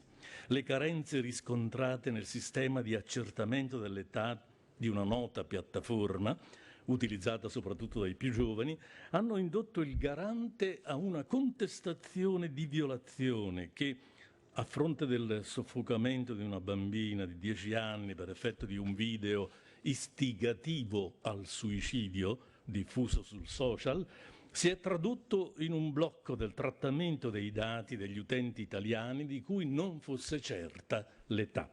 Si è in tal modo tentato di imporre l'adozione di sistemi di age verification certi in modo da evitare l'indebito accesso dei più piccoli in pericolosa solitudine a giochi troppo più grandi di loro. Si è inoltre prescritto di rendere l'informativa maggiormente comprensibile a un pubblico così peculiare, valorizzando in tal modo il principio di trasparenza. Si tratta di realtà ancora in evoluzione nel tentativo di individuare sistemi di verifica dell'età, di age verification, che seppur efficaci non si risolvano paradossalmente in una schedatura del minore. Una sebbene limitata autodeterminazione del minore ultra-14enne in quest'ambito era stata del resto sancita anche rispetto alla tutela remediale introdotta sul terreno del cyberbullismo e del revenge porn, per contenere i rischi suscettibili di derivare alla dignità del minore quale cautela complementare alla parziale libertà riconosciutagli. La nostra legge 71 del 2017 sul cyberbullismo ha legittimato il minore ultra-14enne ad avvalersi della specifica tutela prevista in materia, mediante richiesta di cancellazione al garante dei contenuti pregiudizievoli. Ebbene, tale estensione dell'autonomia decisionale del minore è accompagnata dalla previsione di una rilevante attività formativa dei ragazzi all'uso consapevole della rete e alla stessa capacità di relazione. Questa forma di pedagogia digitale è funzionale a fornire al minore gli strumenti cognitivi per l'esercizio di scelte realmente consapevoli. Il successo, insomma, di questo paradigma normativo, la legge, il decreto legislativo 101 del 2018, ha determinato l'estensione di recente, nel 2021, al revenge porn, con la legittimazione degli ultra-14enni a presentare istanza al garante di blocco del caricamento di contenuti intimi riguardanti il richiedente in presenza di specifici presupposti. E poi è stato approvato anche dal Parlamento italiano in prima lettura un disegno di legge che attribuisce al garante la competenza a decidere le istanze di rimozione di contenuti istigativi al suicidio. Il modello, insomma, del cyberbullismo può dunque ritenersi un paradigma normativo meritevole di considerazione anche al di fuori dei confini nazionali. Esso, infatti, è un'espressione di una sintesi tra autodeterminazione del minore rispetto a scelte che ne toccano profondamente l'identità e sua tutela preventiva e successiva. Ma vedete, nessuna tutela potrà mai essere pienamente efficace in assenza di una reale consapevolezza del minore tale da promuovere la sua capacità di discernimento. E quindi una sorta di madurez de juicio, e quindi di autodeterminazione su cui si gioca la sfida sottesa al GDPR, che potrà vincersi solamente collocando al centro delle politiche dell'innovazione una vera e propria pedagogia digitale, sì da rendere i ragazzi consapevoli delle opportunità ma anche dei rischi cui li espone la rete. Ebbene, concludo in questa attività di promozione di una complessiva soggettività digitale la consapevolezza anche da parte dei giovani dell'importanza di proteggere i propri dati personali è determinante per tutelarne la dignità e i diritti. Si tratta, insomma, di un altro tassello che si aggiunge al complesso mosaico della tutela integrale del minore come persona, promosso con accenti innovativi anche e soprattutto dal Consiglio di Europa. Grazie per la vostra attenzione.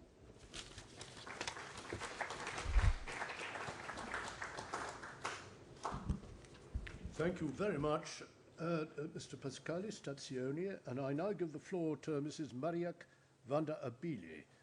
Would you like, please, to come to the rostrum?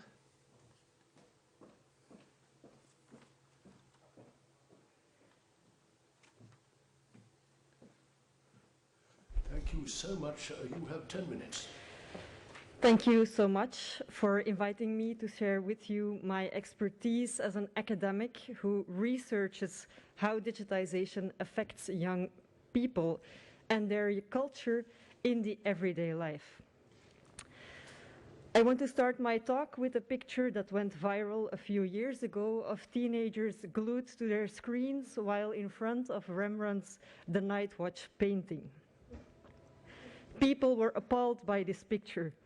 It illustrates how smartphones are destroying teenagers. However, in reality, these teenagers were actually using the museum's application to answer questions about the Night Watch painting after having watched it carefully together with a museum guide.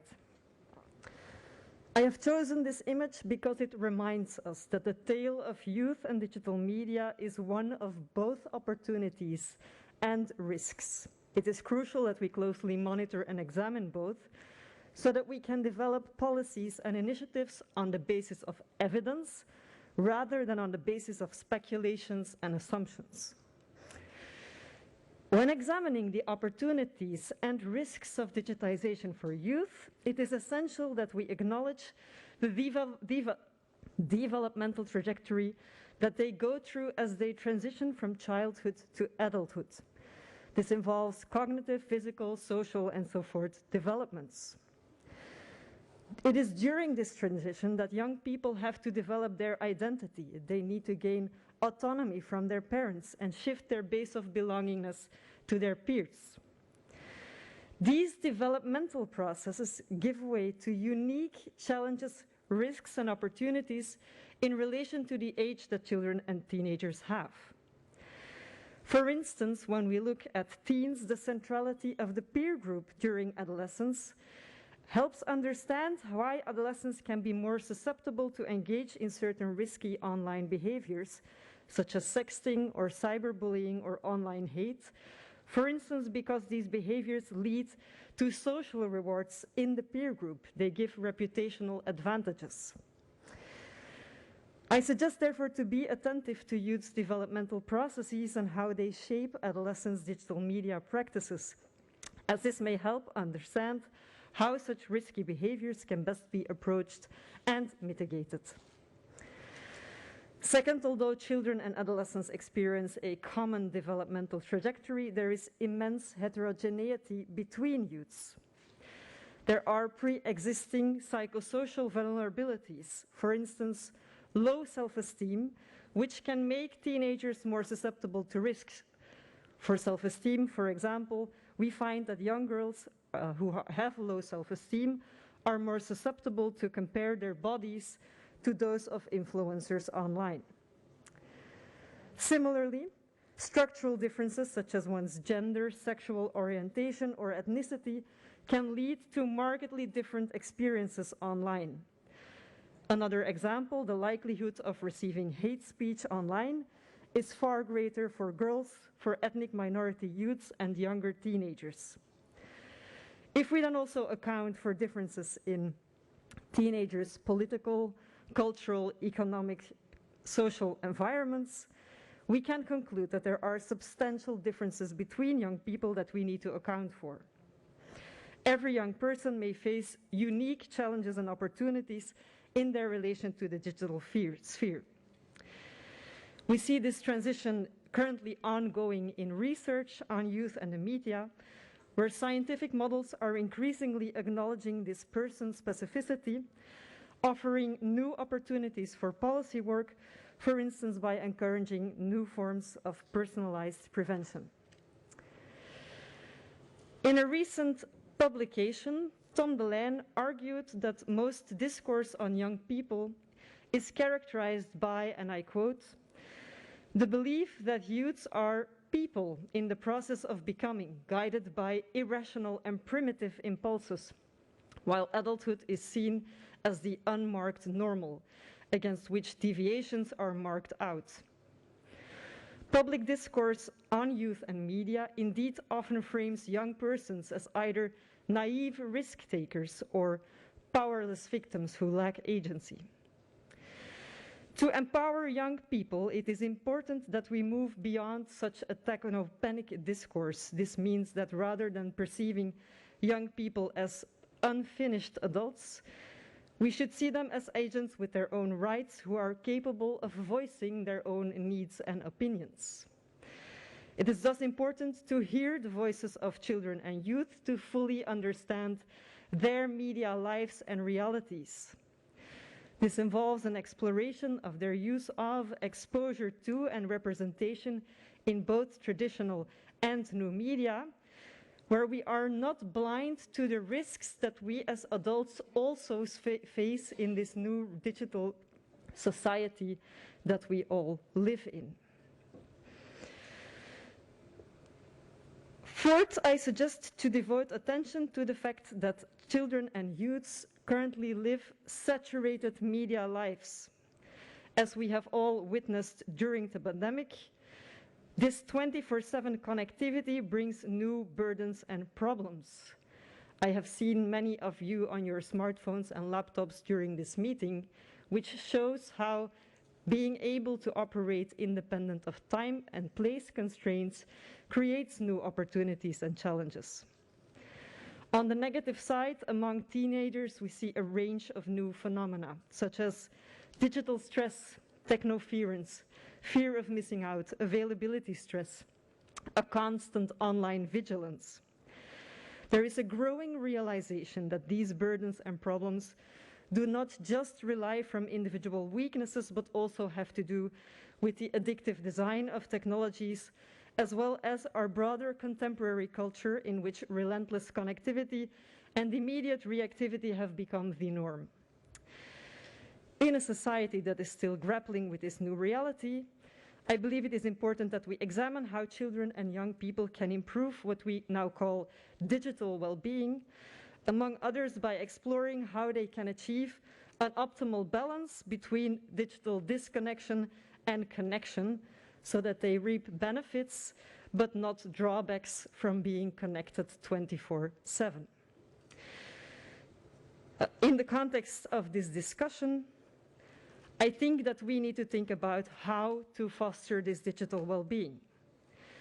Among academics, there is a clear agreement that this quest towards greater digital well-being for teenagers, but perhaps also for us adults, may require a re-evaluation of our societal values and a re-examination of how we organize our institutions, our society, and in this case, especially when it comes to the lives of children and youth. In this process, it is valuable to gain the opinion and the perspective of experts as well as of young Europeans themselves on how to build a future digital society that is caring and that is sustainable for future generations. And this picture I choose because of the tree metaphor, which is oftentimes used when we talk about connection and 24/7 connection, how we might have to root ourselves as trees into the ground to resist perhaps a bit against the relentless connectivity and the burdens that it brings us. Finally, as a last reflection, the digital well-being of young children and of youths is a complex problem. The responsibility for this problem is distributed over multiple stakeholders: governments, institutions, the industry, caregivers, peers, and so forth. Europe is among academics known as a frontrunner in the development of evidence-based regulation, policy, and initiatives involving these multiple stakeholders. Collaboration with these parties will likely be crucial to attain wide support for new efforts and initiatives in this area. Hence, a broad inquiry across all of these stakeholders is commendable.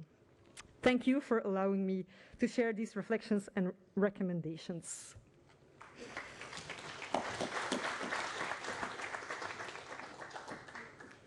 Thank you very much, Mariek. I now call upon Vittorio Gattari. Could you possibly come now to the rostrum?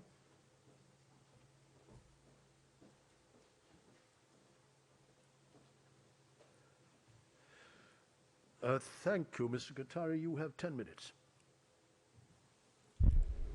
Signor Presidente, onorevoli membri del Parlamento, onorevoli membri della Commissione, desidero ringraziare l'Assemblea parlamentare del Consiglio d'Europa per l'invito a questo importante momento di confronto e rivolgere i miei saluti a tutti gli ospiti e ai esimi relatori a nome del Consiglio nazionale dei giovani, organo consultivo cui è demandata la rappresentanza dei giovani nell'interlocuzione con le istituzioni italiane, e dell'Advisory Council on Youth, che svolge un simile ruolo nella struttura di co-management del Consiglio d'Europa.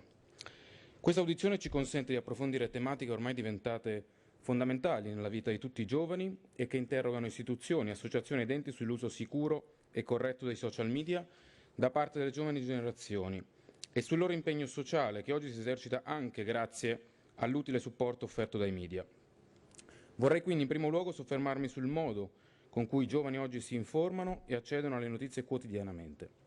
Se fino a qualche decennio fa i media tradizionali erano il principale strumento per informarsi, oggi il ruolo predominante fra i giovani lo giocano i social network, anche a causa dei ritmi veloci che ha assunto la comunicazione.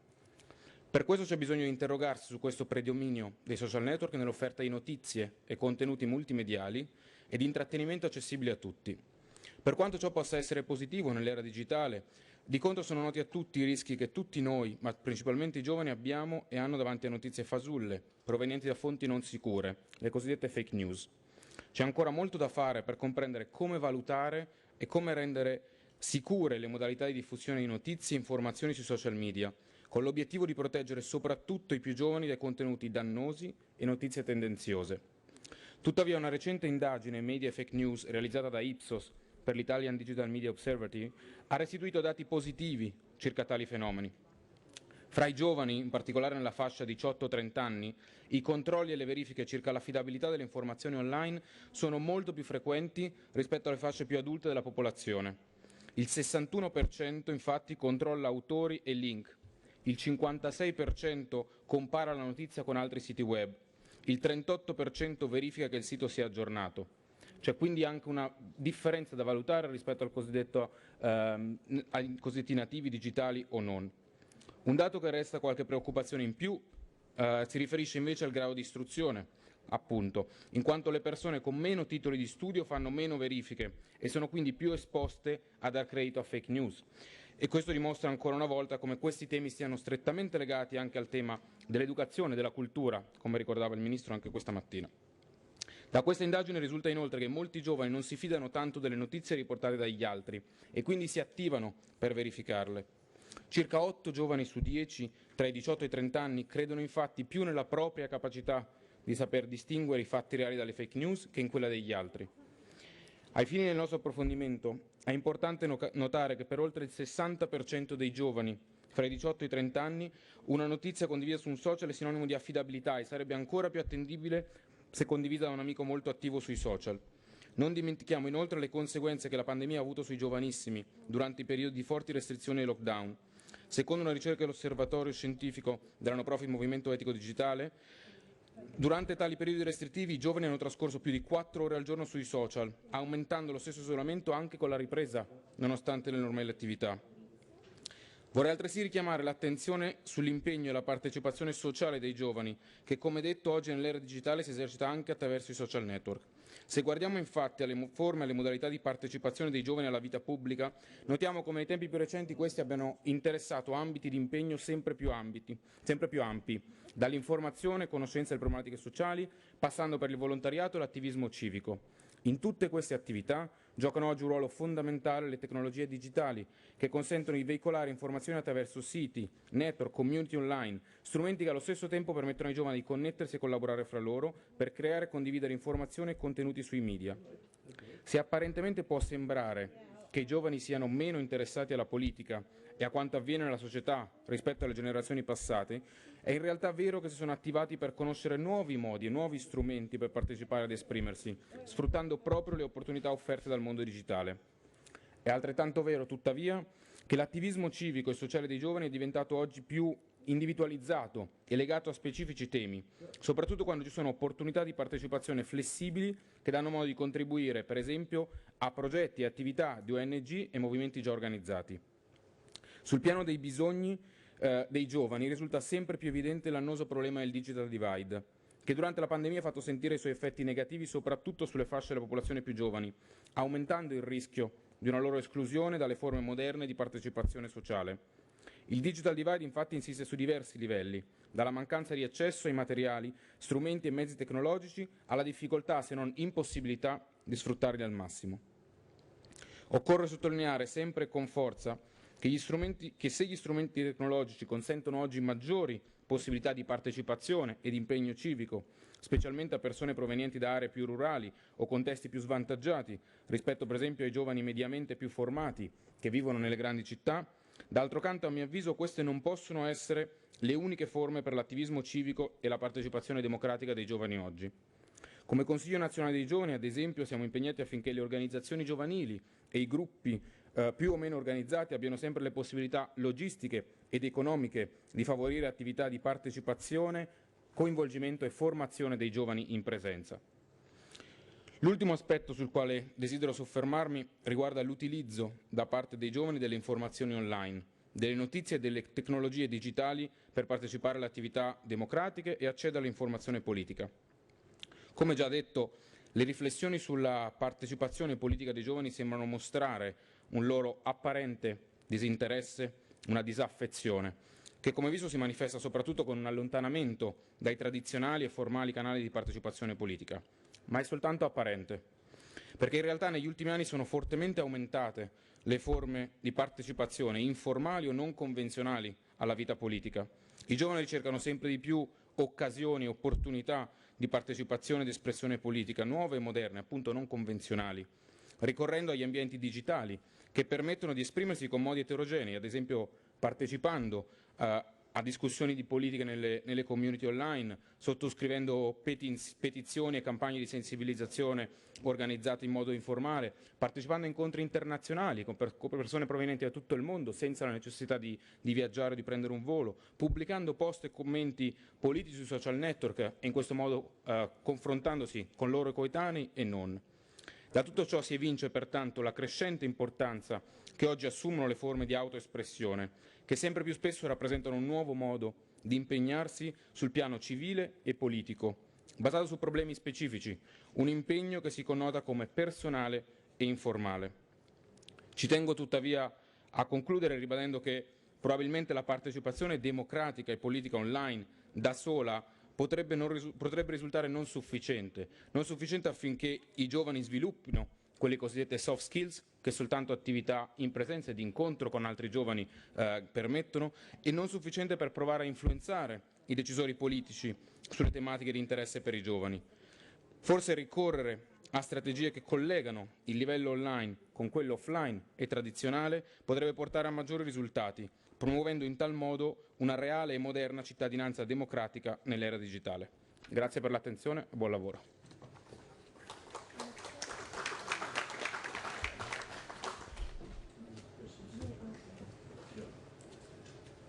Well, thank you very much indeed, Mr. Qatari. I now open the floor for discussion. Would any members wanting to speak please raise his or her identification card, and I take first as who had indicated his desire to speak a little earlier on from Romania, Mr. Cristea. Mr. Cristea, you have the floor.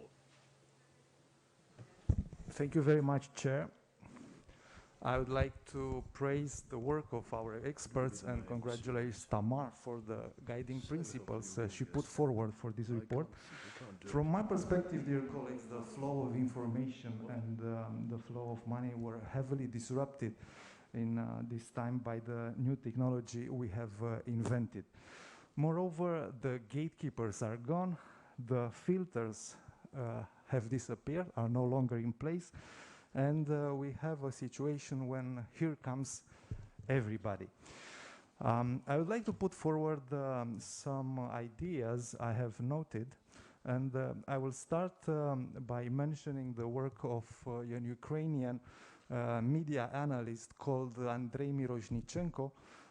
He wrote some very insightful books, Humanist Media and Post-Journalism, and he says that media is no longer an instrument but an environment. And as Marshall McLuhan predicted in the 60s, when medium is the message and the media is the environment, everyone's nervous system has extended to the size of the planet. And from my perspective, in order to deal with, to successfully deal and find answers to the questions we are debating, we need to find ourselves in the sweet spot of overlapping between different domains. And I'm talking about psychology, behavioral economics, media studies, and I would like to say that bad news, and when I'm referring to bad news, I'm referring to outrageous elements of news or worrisome content, is much more valuable for decision making. Therefore, there is a natural inclination of human beings to pay way too much attention to negative news because of the hardwired survival mechanism which makes us to prioritize our attention towards threats or, once again, bad news. From an economics perspective, all the media institutions are fighting nowadays for their survival. With the advent of the social and communication internet platforms, the media institutions experienced a new reality. The advertising revenue, so the flow of money coming from advertisers, has been redirected towards 2 or 3 major internet platforms, which makes it more efficient in terms of delivering message to the target audience. I would like to also underline the fact that media institutions nowadays are struggling to survive, being forced to go after readers' attention and money since the ad revenues has gone. And so we find ourselves, and we have a new type of journalism called post-journalism. There is an interesting definition put forward by Andrei Mirozhnichenko, which is economically forced to take a political side and produce polarization and anger in order to trigger audiences' loyalty and donations in the form of attention or money from subscriptions. Which is the way forward? This is my final remark. And maybe the answer comes from studying complex adaptive systems, because polarization can be quelled only by silencing the extremes and vocalizing the center. Can we fix it, or should we learn to live with it? Thank you. Thank you very much. We have 6 other colleagues wishing to intervene. May I ask that each of these interventions can be confined to 2 minutes, please? And I call now next Theo Rousopoulos. You have the floor. Thank you, Alexander. First of all, let me congratulate Tamara and all distinguished speakers for interesting information and thoughts they shared with us. Youth and the media should not be approached as two hostility camps. We should not put fear in young souls about media and especially about digital communication. We should encourage programs on media literacy in every society and especially in schools. So, Mr. President, I urge our committee to work more on this direction. Media literacy is a step ahead in understanding social media and living in harmony with digital technology. Thank you. Thank you very much. Next, Jane Stevenson, you have 2 minutes. Thank you very much, Lord Dundee. I'd like to thank our rapporteur and also our contributors for some really, really interesting thoughts on internet safety and young people this morning. It is such a complex subject to approach, and we heard some very, very different approaches to it. For many of us in this chamber, the internet is a new thing. We didn't grow up with it. But while young people now have grown up with it, it is still a new world, and the rules in that world, how we engage with each other in that world, is completely different to real life. I think we now tread a very fine balance between freedom of expression, freedom of speech, freedom of information, and protecting our young people. And because time is so short, I'll just touch for a moment. In the United Kingdom, we're now having our Internet Online Safety Bill, and part of my work is as a member of the Digital Select Committee that is scrutinising this. And a couple of points that we've been looking at is the role of platforms in protecting young people and the failure of platforms to act when abuse is reported. And I think this needs significantly improving. And because it is global, the platforms it needs an international approach to make this work. But we did have concerns that as the big platforms get better regulated and they are better protecting young people, this abuse may switch to smaller, less formal platforms, and young people, the thought of them going home from school where they've had some abuse and that abuse continuing into their home life is really something that is horrific, and we need to consider. Because I have very little time, the one other point that hasn't been raised, in the role of influencers, and this is now, it can be a big money business being an influencer, and many young people aspire to make money at this, and the committee that I sit on also had concerns about whether this should qualify for children as working.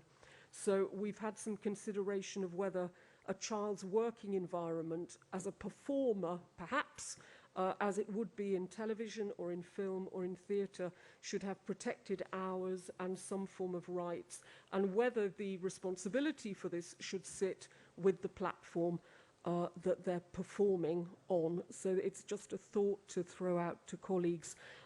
And the other point I was going to make, which I've completely forgotten, was the clarity of advertising to young people as influencers. It's often very unclear at the moment when influencers are being paid to advertise to young people. And as we heard from one of our witnesses, at the very age that young people's self-esteem is fragile, and they are more vulnerable, more susceptible to being aware of how they look, how they're supposed to look. I think this advertising, it needs to be extremely clear when a product is being pushed at our young people. I'll end my comments, but I could speak for a great deal longer on this, but thank you. Well, thank you very much. And next we have Frederick Rees. You have the floor. You have 2 minutes. Oui, merci, Monsieur le Président. Merci à la rapporteure et aux experts pour leurs exposés très intéressants. Nous vivons dans un monde où la surabondance d'informations existe et avec une véracité très variable.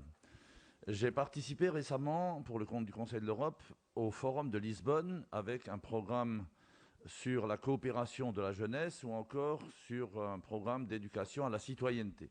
Nous avons évidemment évoqué la manière dont les jeunes consultent les plateformes d'information non traditionnelles et les médias traditionnels. D'ailleurs, les médias traditionnels intéressent-ils encore nos jeunes? J'ai des doutes. Alors, vous avez évoqué les informations qui arrivent aux jeunes qui, grâce à leur capacité de discernement, feront le tri entre ce qui les intéresse et ce qui les intéresse moins. N'y a-t-il pas un risque de repli sur soi où les jeunes vont se réfugier dans des groupes qui partagent les mêmes opinions, les mêmes problèmes, les mêmes intérêts, sans doute aussi peut-être par peur d'affronter quelques réalités et quelques défis d'aujourd'hui. Les principes de mise en réseau, des questions liées à l'interdépendance et à la solidarité mondiale, les échanges interculturels, les principes même de la démocratie ne sont-ils pas remis en cause? Merci. Thank you so much. And next we have Roberto Rampi. If you could please address us within 2 minutes.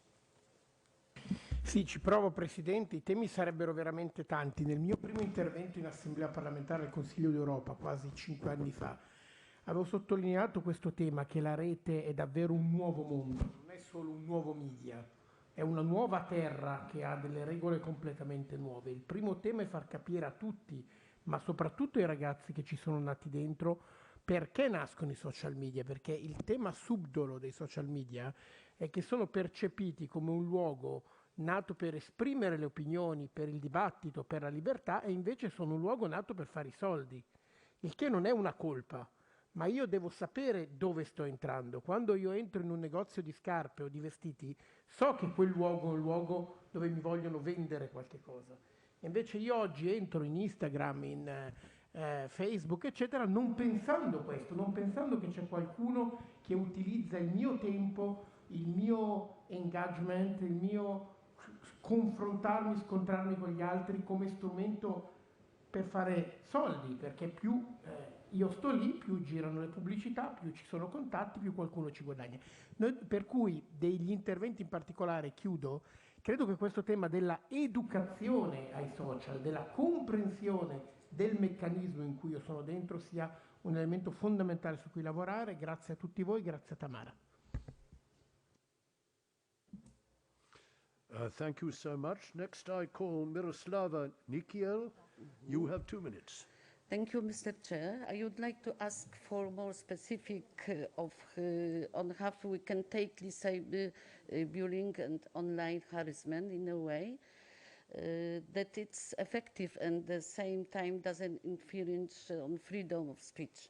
We have seen many instances of social media where full-scale smear campaigns were allowed and didn't break, for example, Facebook's terms of service, when on the other hand, victims of harassment trying to define themselves or people making harmless, ironic comments were banned altogether. Can we trust social media sites to moderate content themselves, or should it become subject of the state or some independent organization? Should campaigns running social media be held criminally responsible for not acting strongly enough against this information and hate speech when it leads to situations like attack on Capitol in the USA, or victim of cyberbullying harming themselves or taking their own life as a consequence? And last question, do you believe that school psychologists should play a bigger role in tackling this issue by supporting youth, educating them on dangers of social media and being a trust person to talk to? Should states invest in educating psychologists in this field? Thank you. Thank you so much. I now call Kamil Aydin. You have 2 minutes.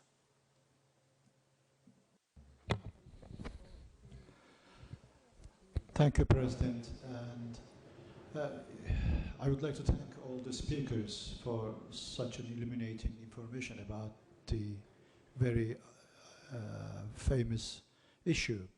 In the light of what I have seen and what I have heard from the distinguished expert speakers about the use of social media by children, I feel honestly, I feel quite confused to what extent to decide it's harmful or useful, especially with reference to the picture of a group of youngsters who tried, actually we learned from the presenters that actually they tried to fill up the application form for the museum, sort of. And that's why I'm very confused to decide. So I would like to ask a very simple question to all the members of the presenters, very briefly. In terms of division of labor and responsibility among us, because we are a member of, you know, parliament, we are a member of family, we are at the same time, you know, a simple individual of the society anyway. In terms of division of labor and responsibility among us, in order to create a kind of solution, what would you recommend us in terms of any concrete steps to take for the solution of getting rid of this sort of harmful thing? Thank you. Thank you very much. Next is Mr. Stefan Schönack. You have the floor for 2 minutes.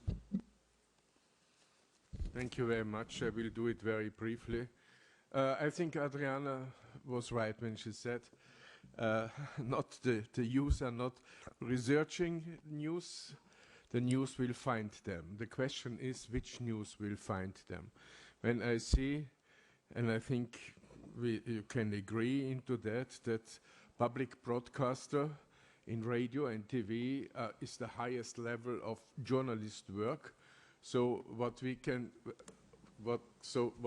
see that a lot of fake news will find them. And what Roberto said, we are discussing here, we are all not natives of social media. This is another generation. And we have the absolutely intransparence of money making and the interests between those news you will find on Instagram, bloggers or influencers. This is the big money of today, and completely hidden are the interests. And I think what is necessary that we have in our education, political education and media education.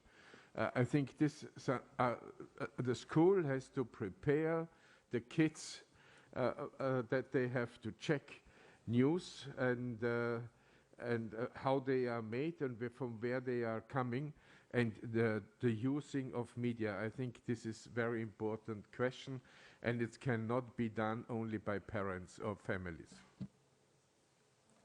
Thank you very much. We now have our final two speakers, and the first of them is Karin Brewers. You have 2 minutes.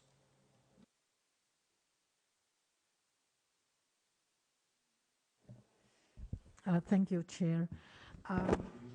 Social media are there to stay, and especially young people do not read newspapers, do not look on the normal television.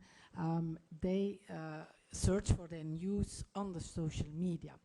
But we all know that the algorithms of the different platforms lead us, also us, especially young people, of course, to maybe the more extreme and short messages, disinformation, and yes, it's more shared, and that leads to more polarization in our societies, which may endanger our democracies.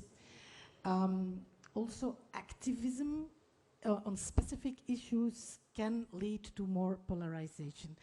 And so we have to encourage media literacy and support traditional media who work with independent journalists. But I have a question for the experts and the rapporteur, who I thank, of course, for everything they prepared for us. The question is a bit, how can governments, in fact, support media, not only the public media, but also other traditional media, with without interfering with the freedom of press itself. So how can they support so that they make the digital transition too? Because if they stay with their newspapers that we read at the time, only the real newspapers, they will not survive. And they're doing great efforts for the digital transformation, but it costs a lot of money, and to reach the young people is very, very difficult for them. We see that in our countries, maybe you too. And my question is, how can we support them without interfering with the freedom of press? And another question is, what can we do? What the experts think about engaging influencers to reach young people with correct information, because they share a lot of disinformation too, and how can we engage those influencers as a society? Thank you. Thank you very much. Next is our Ukrainian colleague, Oleg Voloshin. You have the floor. Thank you very much. I would like definitely to thank Tamara for the report and the experts for very interesting contributions. I, for instance, got into my vocabulary in new terms the news snack, and really interesting and thought-provoking. I just want one remark. Given tragic developments we face in my country now, this Honorable Assembly and the Council of Europe devoted a lot of time and effort to elaborating the guidelines with regard to the hate speech, online harassment, etc. That's very important. But since the very opportunity or possibility of major big war in Europe has been seen almost impossible, the guidelines towards such not less important now elements of public discussion as warmongering and, on the contrary, culture of peace has been neglected. And I see that nowadays, while there is an understandable still some barriers in social networking media against the hate speech, there are no barriers for warmongering, for instance. Some nations are eagerly remilitarizing, increasing their military budgets, and this wave of popularity of making war, like military preparations, fashionable, also touches youth. And who else but if not Council of Europe should, and Assembly of the Council of Europe, Parliamentary Assembly of the Council of Europe should work on the guidelines and ideas how we define what is a warmongering, what is a pushing for conflict, and what is, on the contrary, positive behavior, like promotion of ideas of peace, of reconciliation, mutual understanding. For good reason, some Russian journalists are sanctioned as propagandists of war, but on the other hand, people don't notice that some on the other side who still say, like, we need to fight until some other nation is ruined, so however noble can be the war that my nation conducts, I don't want the culture of war to become ingrained in the minds of young generation, as well as a generation of in Europe. So that's a very important aspect that we should tackle, I believe. That some new element, unfortunately, that has been brought in our lives with the war. That warmongering is even maybe as terrible, as dangerous as promotion of the hate speech. So we speak a lot about discrimination of particular groups, but when someone says we need to fight against some nation, it's sometimes believed to be noble and good, but that's not. So we need to be very cautious about it, and I think our committee should be in the forefront of elaborating a kind of report or draft resolution on the point what is warmongering, what is pushing for conflict through words, what is and what is a culture of peace that we need to. Otherwise, we will have new conflicts and new conflicts and new conflicts in Europe. Thank you. Thank you very much. Our final speaker is Nicole Hulst. You have 2 minutes. Thank you, Mr. Chairman, and my heartfelt thanks to all the experts. I do agree with many things already said, so I will get right at my points. I need to address several dangers. First of all, who's going to define misinformation? I see a big problem here. If any government or government-affiliated institute defines this crucial point, which is the base for the gatekeepers and censors, then information risks never being free and democratic again. For politically unwanted scientific studies as well as opinions can be labeled fake news and misinformation in no time and cancelled. Like this, the future of science and democracy is at stake, in my opinion, for they thrive of contradiction and opposition. Like this, any opposition can be cancelled out. So those who own the media rule public discourse and ultimately public thinking. This is true for social media as well. This does not help democracy. It erases it down to its roots. How are youth supposed to learn to deal with opposing worldviews? How should they learn tolerance? Youth in our time, and I'm talking as a mother of 4 and as a former teacher right now, youth in our time needs to be enabled to critically reflect anything so as to be able to judge plausibility of news, facts, and information in general. They need to be trusted to do critical thinking and to discuss with an open mind. Let me conclude. We need a pedagogy in real life that empowers young people physically and psychically. We are being warned. Children can no longer run backwards, swim, do somersaults, etc. What if, as a result, their brains develop differently, more poorly, so that they cannot perform mathematically acts, speech acts, etc., as some studies suggest? What if they suffer medical problems with their spine, neck, etc., extreme loneliness, etc.? What if they lack real relation, real love, real hugs, real friendship, and end up being lost with no idea who they are, where they come from, and why they are here? Do children and youth really need to be online all the time? Thank you. Thank you very much. Before closing this exchange, our rapporteur, Tamar Taliashvili, might want to comment and make her concluding remarks. If so, Tamar, you have 2 minutes.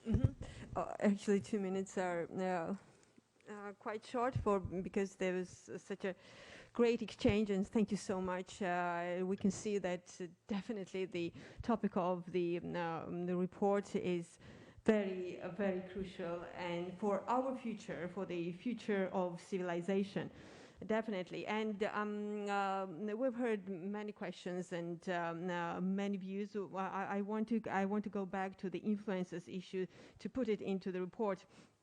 Actually, influencers is one of the issues we deal, and we dealt with it from the very beginning of this work on the report. And as in my speech, I talked about the digital economy and advent of new digital careers. Of course, we speak of and we mean the influencers, but thank you for stressing this, Jane, very much. And concerning the balancing, the expression, the freedom of expression, and the regulations, and yes, this is a challenge, but we shouldn't sit back and say, this is a challenge, we can't find the balance, and because of this we won't act. I believe in regulation accompanied by educational programs like media literacy and like strengthening the pedagogic careers in the countries. We need to strengthen the journalism, ethics in journalism. Without strengthening this most crucial profession for the democracy as journalism, we will always deal with the problems of the news and the quality of the news. But the state, of course, the state's role is, first of all, in educational problems, and we should definitely find the regulations, the best practices, because the countries, and we've seen in this debate that almost every country is working and doing a homework to find the best way in this, to find the balance. And let me, in the conclusion, let me remember the words of the world-renowned author and historian Yuval Harari, who warns of hacked human beings.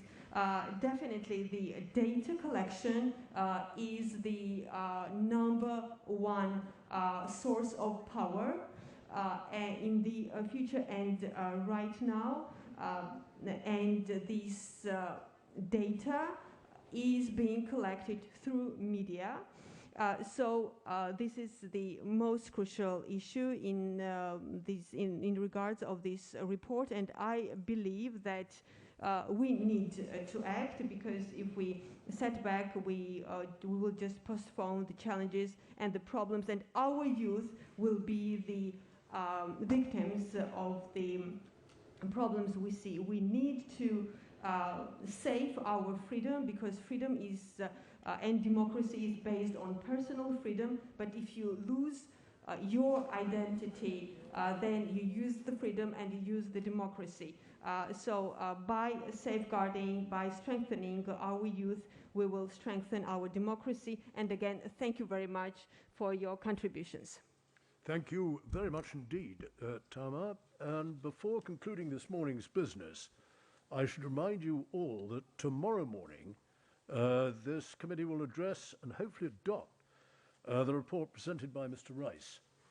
Therefore, would colleagues proposing any changes to the draft text resolution please put these proposals in writing now for the Secretariat, so that our rapporteur can look at them today and well in advance of tomorrow.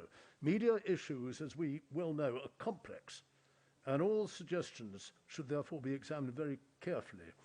Not least for that reason alone does our rapporteur need proper advance notice today for anything to be further considered tomorrow.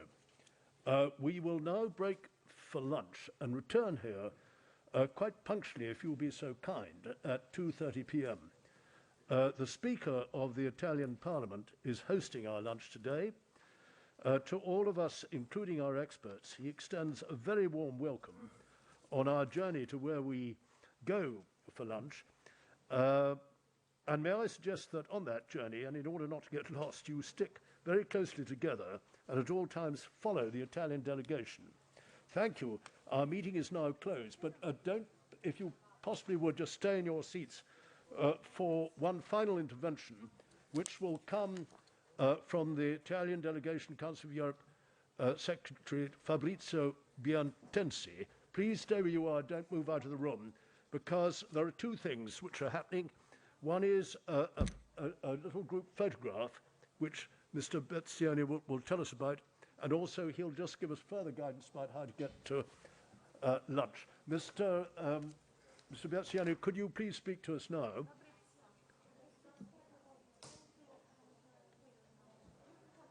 Right.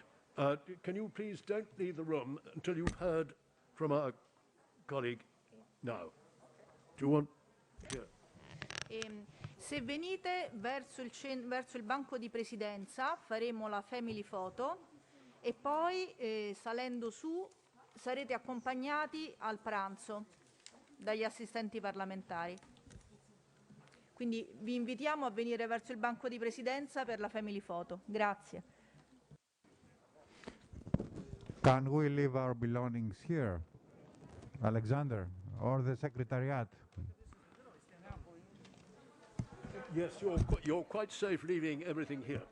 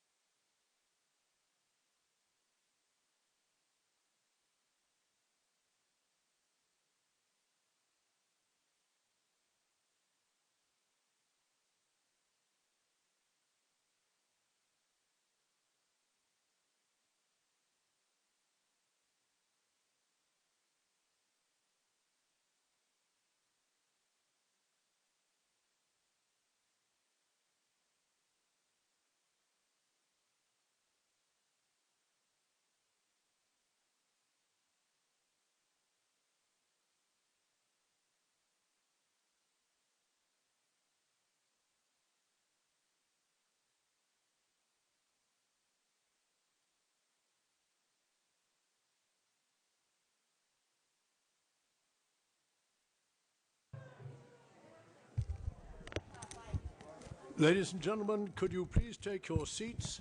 We're going to start in a minute and a half. So please sit down, and we will have to start anyway in a minute and a half. Thank you so much.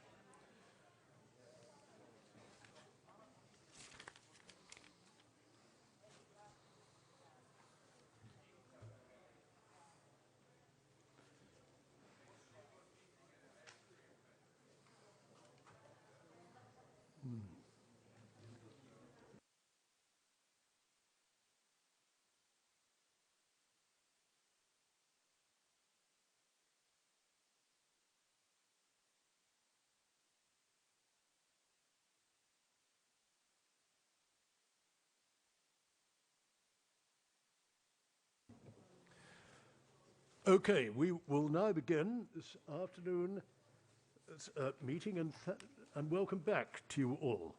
Before we go into the agenda, I can let you know that the President and the Secretary General will be able to be with us until about 4 o'clock, when other commitments cause them to have to leave us, but we have them with us until then.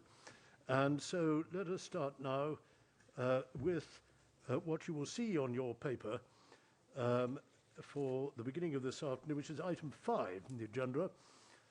And we are taking item 5 and item 6, which together are a joint hearing on the cultural roots, a platform for intercultural dialogue and education for democratic citizenship.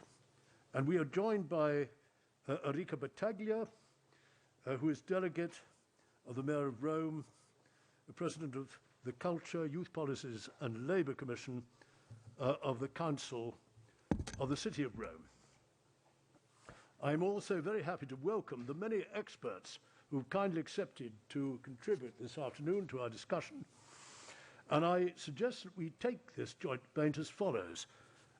Firstly, the introduction by Mr. Andreas Grifroy on the cultural roots, a platform for intercultural dialogue.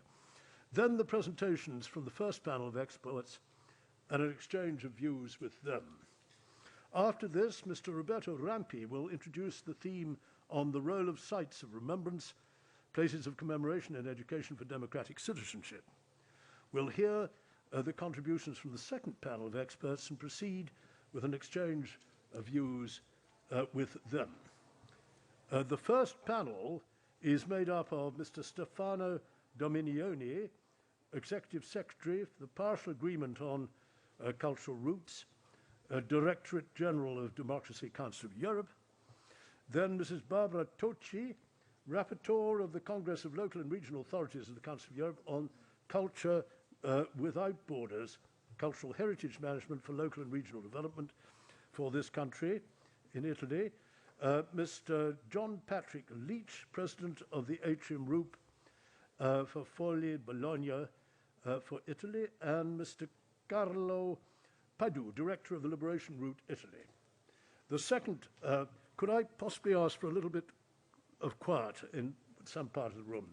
The second panel of experts includes Mrs. Assumpcio Hosta, Secretary General of the European Association for the Preservation and Promotion of Jewish Culture and Heritage from Barcelona. Then Mrs. Annie Sacerdoti, Member of the Board of the AEPJ and Vice President of the Beni Culturali e Breccia in Italy. Then Mr. John Patrick Leach, President of the Atrium Route, Forlì, Italy. And finally, Mr. Mirko Caraccieri, President of the Scientific Committee of Liberation Route, Italy. Now I give the floor to Mr. Grifroy. Can we hear from you, please? Is that in there? Mr. Grifroy, you have the floor.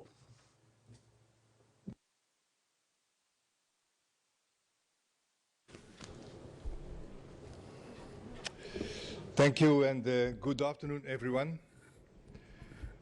At a time when our societies face new and profound challenges, cultural heritage has become a crucial element for the construction of a peaceful and democratic society, and is also a key element in the processes of sustainable development and promotion of cultural diversity. The aggression of the Russian Federation against Ukraine and conflicts in the countries of former Yugoslavia in the 1990s sadly demonstrate that alongside humanitarian and economic devastation, cultural identity and cultural heritage remain a clear target of destruction, with museums, libraries, theatres and churches destroyed and looted. In follow-up, the Assembly resolution number 2057, what was voted in 2015, Cultural Heritage in Crisis and Post-Crisis Situation, which was prepared in our committee by Mrs. Esmeta Dervos from Bosnia and Herzegovina in 2014, I would propose to explore the relevance of the cultural roots of the Council of Europe to promote peace and intercultural dialogue as a practical and, in my opinion, effective means towards conflict prevention. In my report, I would seek to present significant experience at local, regional, national and international level, in which cultural roots promote open exchange based on mutual understanding between individuals and groups of different origins, cultures, religions and languages, and how these initiatives contribute to the prevention of religious, linguistic, political and cultural tensions. Moreover, we could call for a broader adherence to the Cultural Roots Programme and recommend expanding the ongoing activities under the European Heritage Strategy for the 21st century and the Council of Europe Framework Convention on the value of cultural heritage for society to assist member states to innovate in this field. The Cultural Roots Programme is a very practical means of implementing the Council of Europe policies on the value of cultural heritage for promoting cohesive societies, intercultural dialogue, and the right of access to culture widely among people and across regions in Europe. Cultural roots link local heritage to a broader historic exchange of ideas and skills across Europe and encourage collaborative grassroots initiatives which give people a sense of ownership and pride in their heritage as an element of common Europe heritage. In 1984, the Assembly adopted Recommendation 987 on European pilgrim routes, calling on the Committee of Ministers to revive these ways, beginning with the routes converging towards Santiago de Compostela. And this recommendation was followed up by the establishment of the first Council of Europe cultural route with the Santiago de Compostela Declaration in October 1987. And today, pilgrimage remains a dominant theme for cultural routes, since it carries the potential for shared experience and intercultural dialogue and attracts mixed social groups and cultures. The significant rise in the number of certificate routes is a clear sign of success of the program. However, the accomplishment lies also in the capacity of each route to sustain its activity and relevance in the long term. I therefore wish to outline the main policy instruments of the Council of Europe that lay foundation for the activities of the route. And there are four. One is the European Cultural Convention, the second one is the European Landscape Convention, the third one is the Faro Convention and Faro Action Plan, and the fourth one is the UNESCO Convention on Intangible Heritage. What is my proposed structure for the report? Following the initial brainstorming meeting I had with Mr. Stefano Dominioni, Executive Secretary to the Cultural Roots Programme, and his team in March 2022, I will propose to structure the report around three main chapters. The first main chapter is intercultural dialogue and diplomacy. And this means that we need cultural roots dialogue at all levels. I would seek to provide good practice examples of intercultural dialogue within the framework of cultural roots of the Council of Europe programme, having a wide geographical coverage across Europe, and to identify challenges to establishing such intercultural dialogue and new processes of cooperation between stakeholders. And this means at all levels and between all levels, local, regional, national, international, and with the basic principle bottom up. We have identified the following routes with a strong intercultural dimension. The Atrium route, which focuses on dissonant heritage of totalitarian regimes in World War II. the liberation route with heritage sites on Western and Eastern Front at the end of World War II, the Jewish culture route, the furniture routes, the St. Martin's Tours route, Santiago de Compostela route, and El Legado Andalusi route, which highlights of the Spanish Muslim civilization and historical and social relationship with the Arab world. The second proposal in the structure of the report is cultural heritage, a means to reconnect communities and open a broader perspective. As a consequence of the COVID-19 pandemic, but also as a consequence of the Ukraine war, individuals tend to be more introvert and disconnected. Nationalism and populism are rising, with more focus on national borders. And I would seek to provide examples to illustrate the role of cultural roots in reconnecting and reopening a broader perspective of shared European heritage beyond national borders, and explain how cultural roots could become a means for better mutual understanding and conflict prevention. The third chapter is about innovation, digitalization, education, and sustainable development.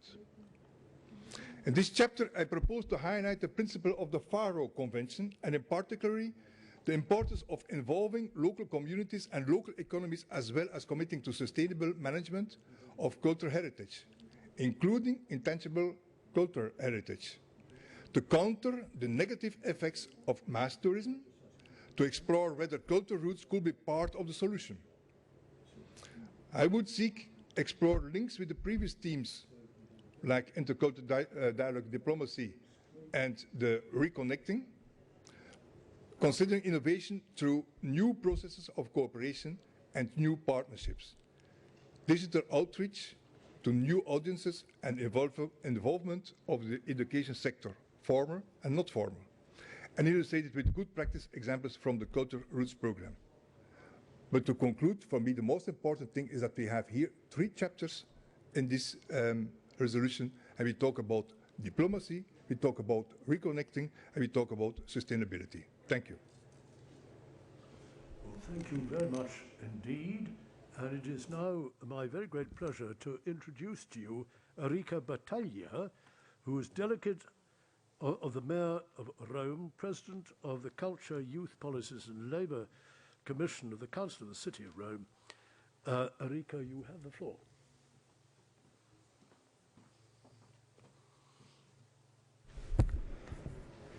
Good afternoon a tutti quanti e grazie per questo momento di partecipazione e condivisione. L'occasione ufficiale che viene data a Roma Capitale ci è gradita per portare a tutti voi gli auguri di buon lavoro da parte del sindaco di questa città, Roberto Gualtieri, europeista convinto, e da parte dell'assessore alla cultura Michel Gotor. Oggi siamo insieme per comprendere quanto siano utili, almeno questa è la mia proposta, il mio sentimento, i luoghi della memoria a Roma con i suoi itinerari e quanto sia necessario un percorso imperituro di conoscenza di ciò che è stato nella nostra città, a Roma come in Europa, per la pace, mi sembrava attuale.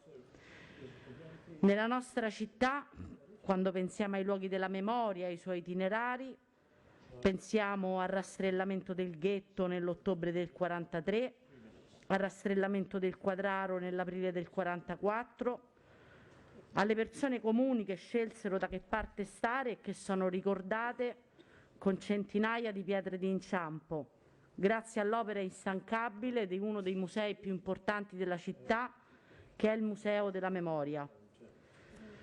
Pensiamo naturalmente all'attacco di Via Rasella, al carcere di Via Tasso, che oggi è diventato il Museo Storico della Liberazione, alle fosse ardeatine, alla difesa di Porta San Paolo, che per la nostra città è il luogo di celebrazione per eccellenza del 25 aprile, al bombardamento di San Lorenzo. Ecco, i luoghi della memoria e l'impegno civico e istituzionale a ricordo degli eventi che li caratterizzavano sono elementi di coesione sociale e di educazione come condivisione, nonché naturalmente di quel turismo della conoscenza di cui, speriamo l'Europa abbia un sentimento. L'impegno che noi oggi rinnoviamo è quello di fare sempre la nostra parte, onorando naturalmente con la nostra storia e con i nostri itinerari anche all'interno della città una carta costituzionale che ci ricorda di avere diritti, ma anche il prezzo che è stato pagato per questi. Questi sono luoghi della città, ma sono anche luoghi dell'Europa, itinerari comuni da condividere per la nostra storia comune come strumenti di diplomazia e di dialogo. Grazie e buon lavoro.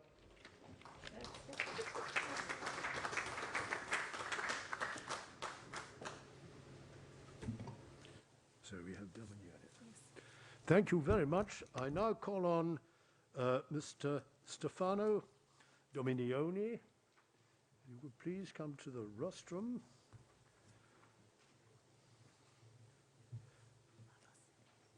Thank you very much, and may I invite you to address us within 8 minutes.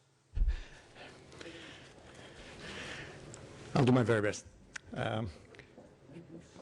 Thank you very much, Mr. President of the Parliamentary Assembly, Mr. Cox, Secretary General, Ms. Chetzvalui, the Mr. President of the Committee, Lord Dundee, Mr. Rapporteur, Mr. Griffoy, and members of the Culture Committee of the Parliamentary Assembly. It's a pleasure to be here to represent the enlarged partial agreement on cultural routes of the Council of Europe, and thank you very much for the invitation. I would like to briefly introduce the program as we have distinguished speakers that will follow me, the practitioners of the Cultural Routes program, the colleagues from Aprono, from Liberation Route Europe, and from the Jewish Heritage Cultural Route, to focus on the activities of the Cultural Routes program and to focus on the topic of intercultural dialogue, as the Mr. Rapporteur has already briefly described, and I thank the Parliamentary Assembly for having chosen the cultural routes as the topic for this report.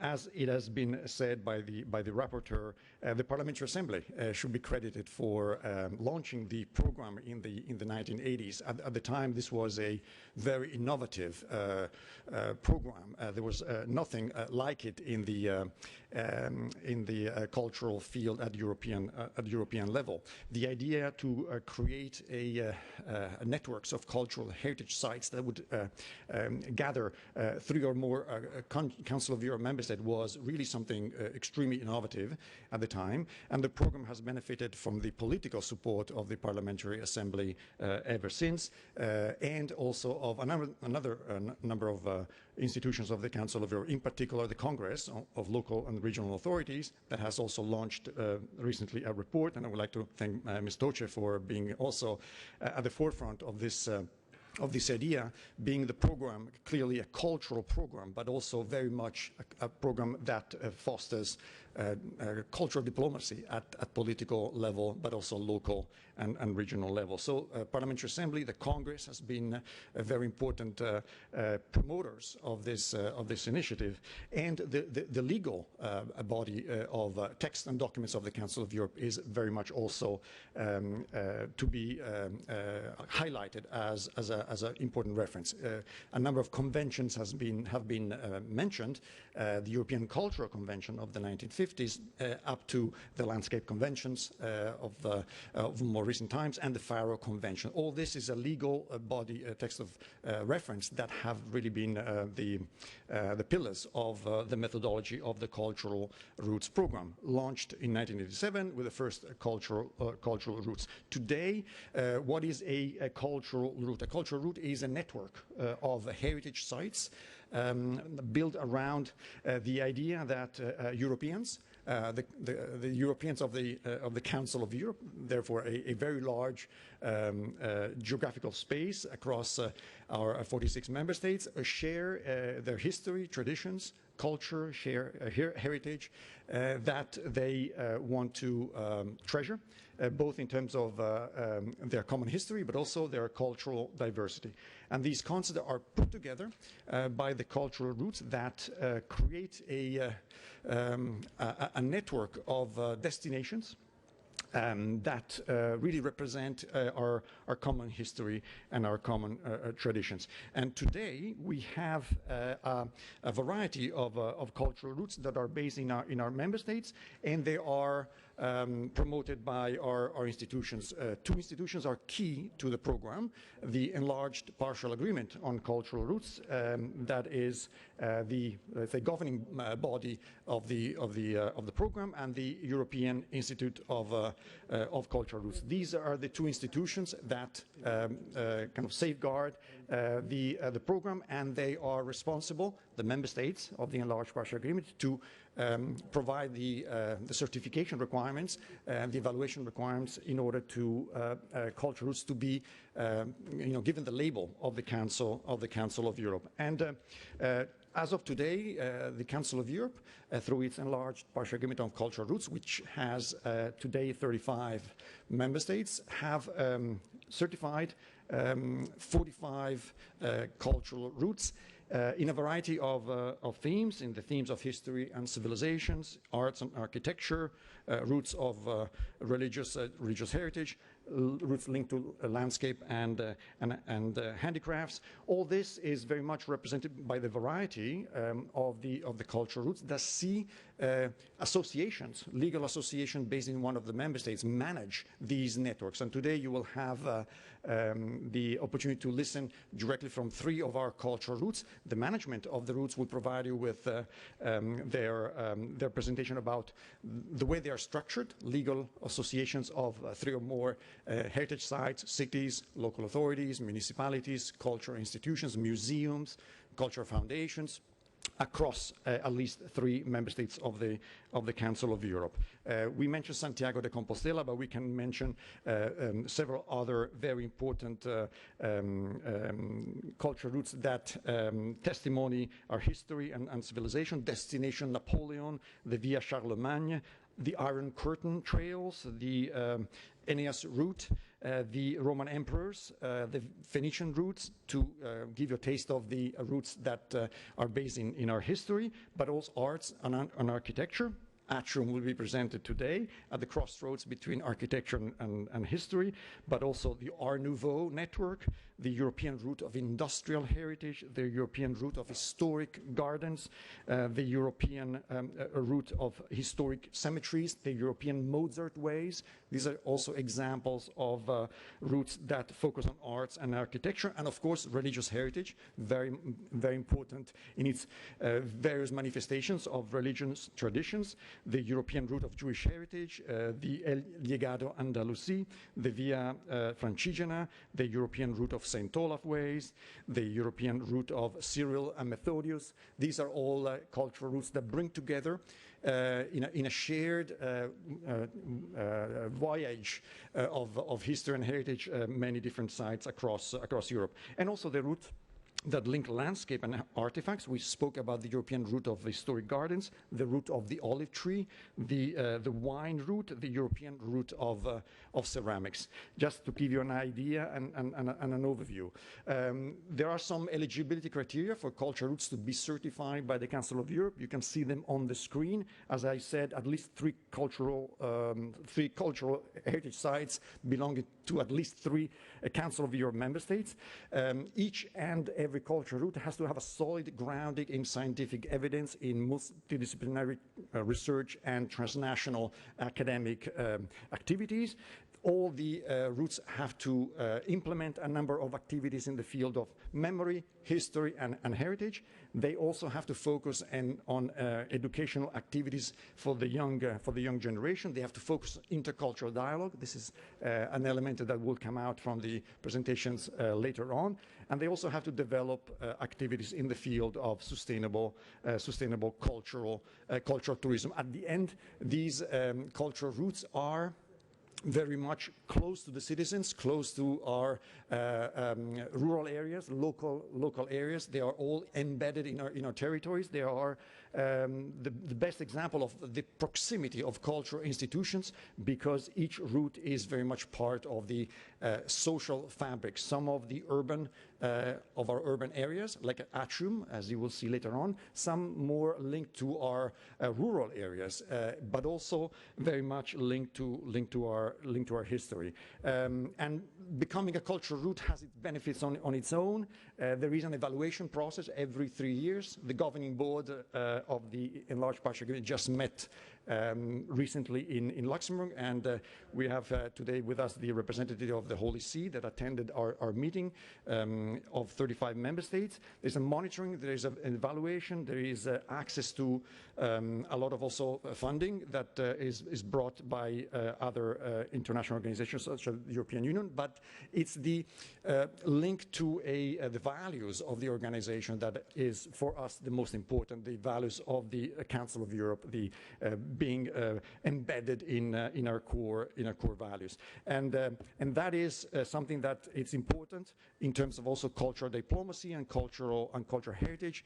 This transnational exchange is what makes it really so valuable. The transmission of this memory for all Europeans, and to see that we're all connected through our own history. Therefore, intercultural dialogue, be it among different regions of Europe, different countries, different historic traditions, but also different religious traditions, and the international cooperation, because each and every cultural route, you will see it later today, puts in practice a number of activities, events during the year to foster these shared principles and values. So, Mr. Chairman, my presentation is now coming to an end. This is an overview to provide you a framework for now putting in context the presentations that will follow of 3 of our 45 certified cultural routes. Thank you very much.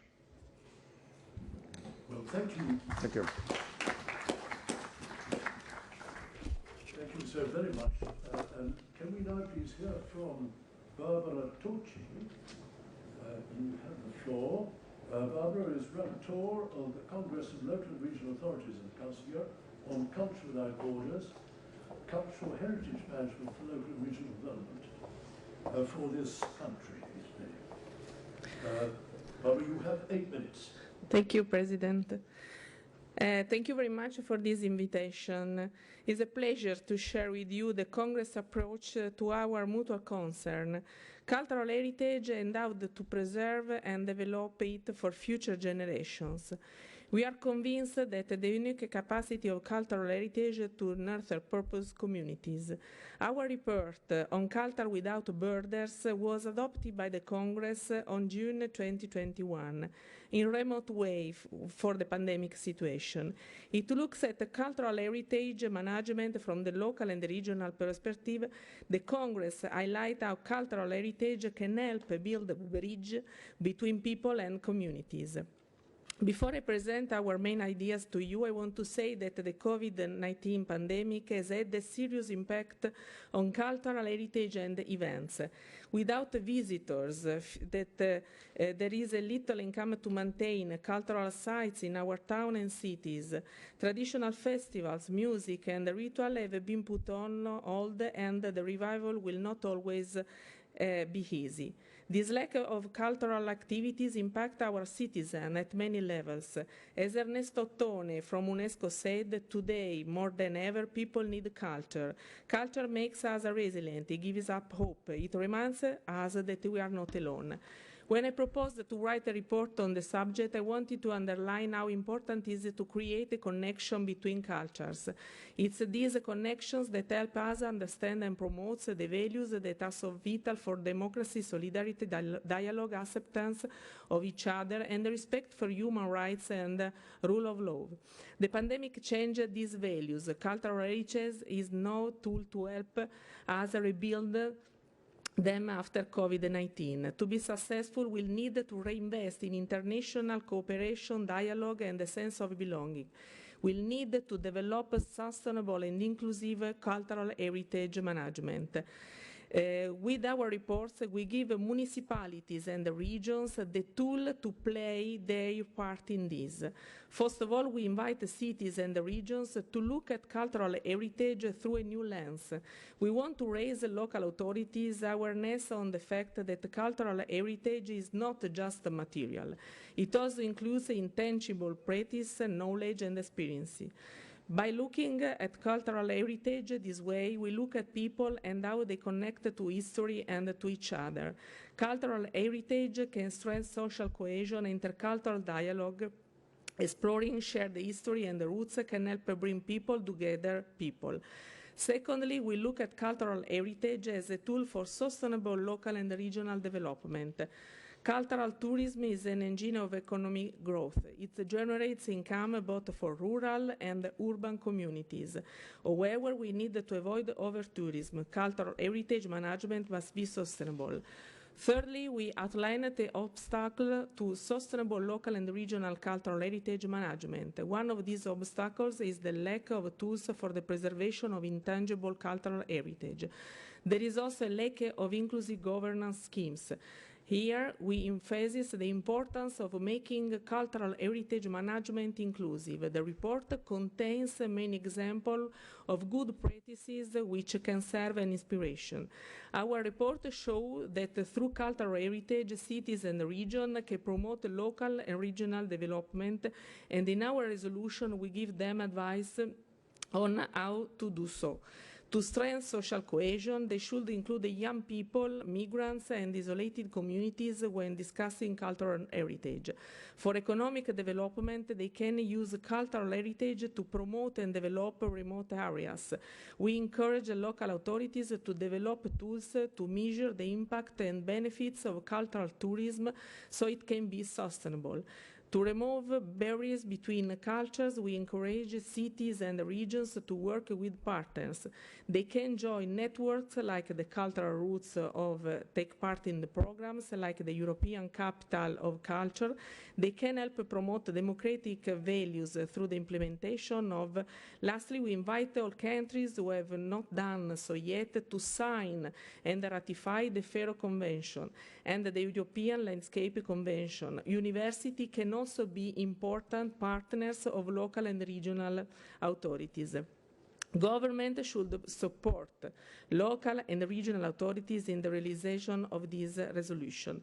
They can do this in several ways. They can develop guidelines to help local and regional authorities include more people in cultural heritage management. They can include cultural heritage in other policy area too. By including in a school curricula, they can raise awareness amongst children about the importance of cultural heritage. They can provide resources to help local and regional authorities measure the impact of investing in cultural heritage. They can also support and finance European initiatives on this issue. Europe is going through an identity crisis. Conflicting narratives and identity politics are pitting different communities against each other. Sustainable and inclusive cultural heritage management can help bridge these gaps. I want to express my grave worry about the destruction of cultural heritage in Ukraine. Cities, centers, museums, and cultural sites risk being damaged or lost, with large parts of the population having to flee and being separated from their communities. War is also a threat to intangible heritage such as local custom and minority languages. We need to support the local communities in the preservation of their cultural heritage, especially in times of crisis, displacement, and war. To conclude, I would like to stress two aspects of the Congress report that are especially relevant today. Firstly, the report highlights that through cultural heritage we can explore shared history and roots, bringing together people with different outlooks and helping diffuse conflicts. Secondly, it calls on cities and the region to use cultural heritage management as a tool for urban regeneration and to achieve territorial justice. As such, cultural heritage is one tool to help us rebuild after crisis and conflict. To be successful, local and regional authorities have a crucial role to play. We are the first line of defense for our cultural heritage. However, we need the support and commitment of our central governments. In this, together, we will need to reinvest in international cooperation, dialogue, and sense of belonging. We will need to develop sustainable and inclusive cultural heritage management at all levels. And from the bottom up, sustainable cultural heritage management can bring Europeans together while still celebrating their diversity. I hope that this report will contribute to that.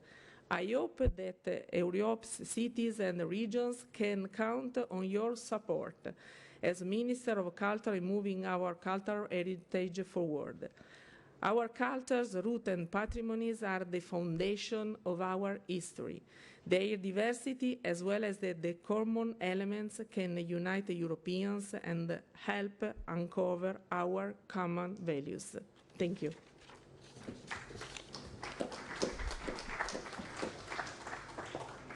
Barbara, thank you so very much. And I now call upon John Patrick Leach. Please address us.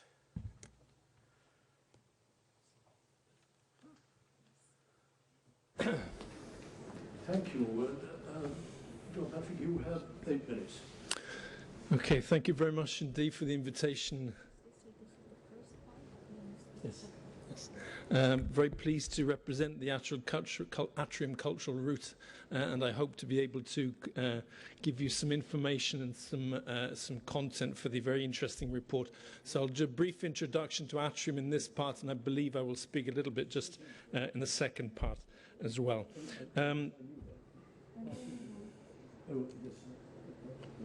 Just to explain what Atrium is, its full title is The Architecture of Totalitarian Regimes in the 20th Century in Europe's Urban Memory, and we've added, interpreted to promote human rights and democracy.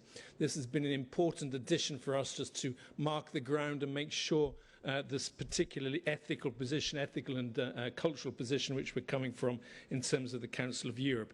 And we've also taken on the key of dissonance as the key sort of interpretative element for the cultural route. It's a cultural route made up in 4 countries with 18 different members, and you can see the list of the members there. We're based in particular in Southeast Europe because we emerged from a European project in the years 2011-2014. And I should say that the members of Atrium are local authorities, and this has been perhaps difficult in terms of our expansion to other countries. And also, of course, the topic of dissonant heritage is a particularly complex and difficult one, which I will talk about. It starts really from the city of Forlì. Forlì was the original lead partner and has the transnational office.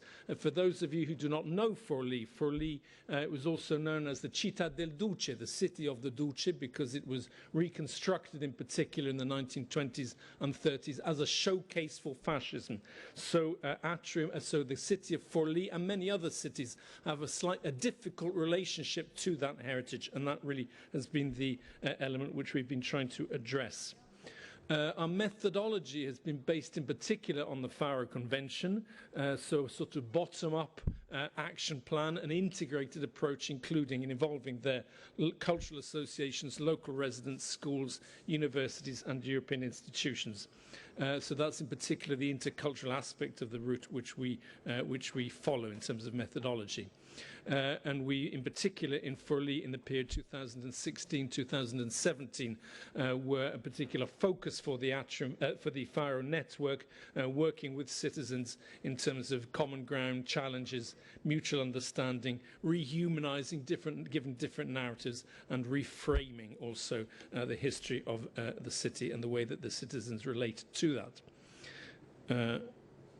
Let me just explain one or two of the partnerships which we've entered into then. In particular, we work with cultural associations. Just 2 examples here. The town of Tresigallo, which is now Tresignana, where they put on a contemporary art exhibitions in the spaces which were constructed ex novo in the 1920s and 1930s in that particular small town on the Ferrarese plain.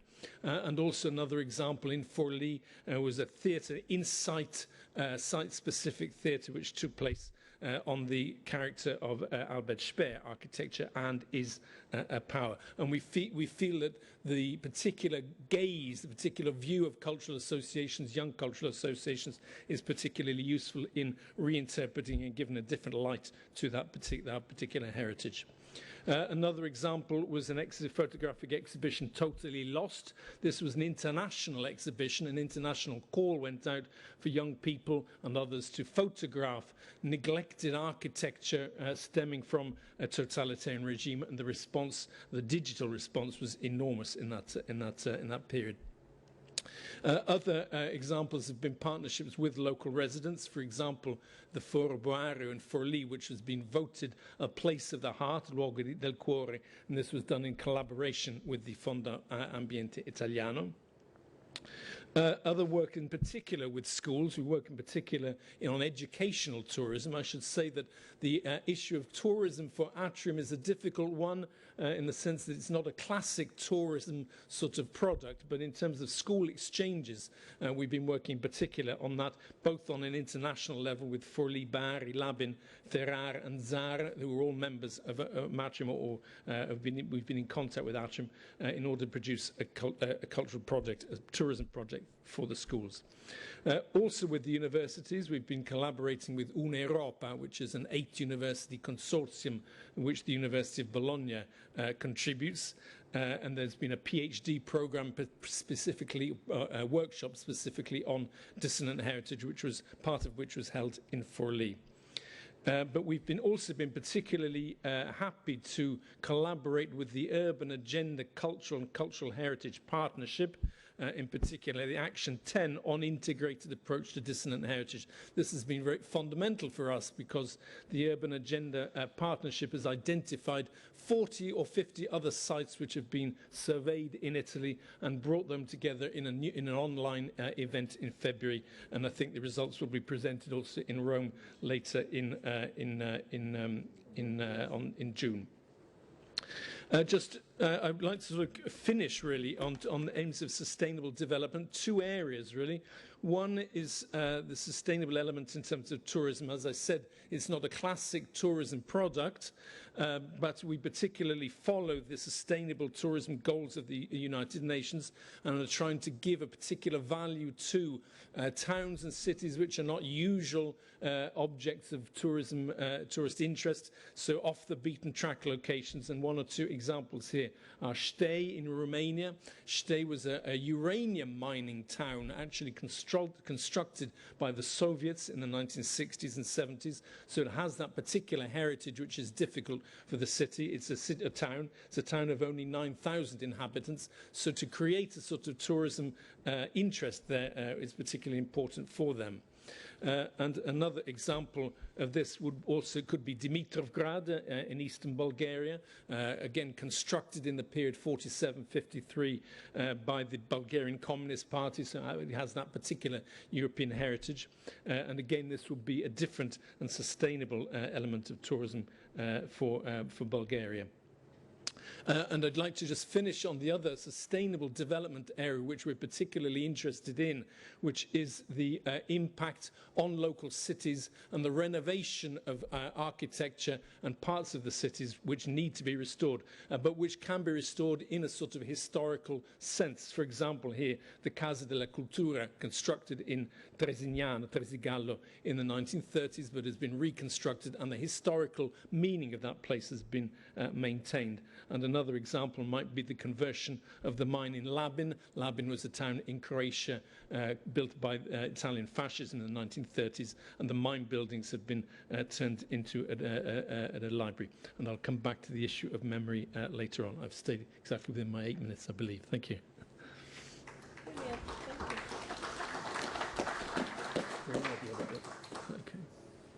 Thank you so very much. And our final speaker within the first panel will be Carlo Piodu. You have the floor.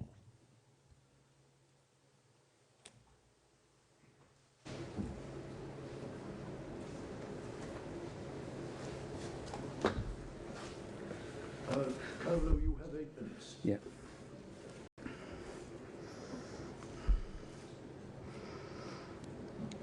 Okay. Good morning, good evening.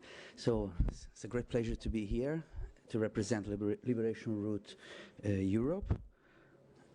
As no, I don't see my PowerPoint here. Sorry. Yeah, thank you. No, should be the PowerPoint.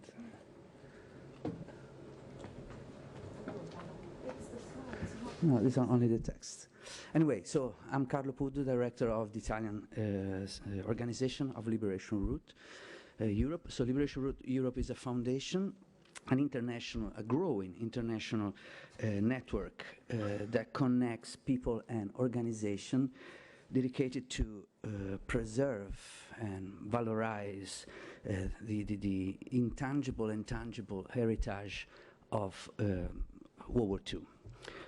Its memory and the meaning. So the organization's main goal, main mission, is to make this history relevant, accessible, especially for young generations. So Liberation Route started as a little project, a regional project in the region of Arnhem, in Nijmegen, so in Netherlands, in 2008. When some municipalities, in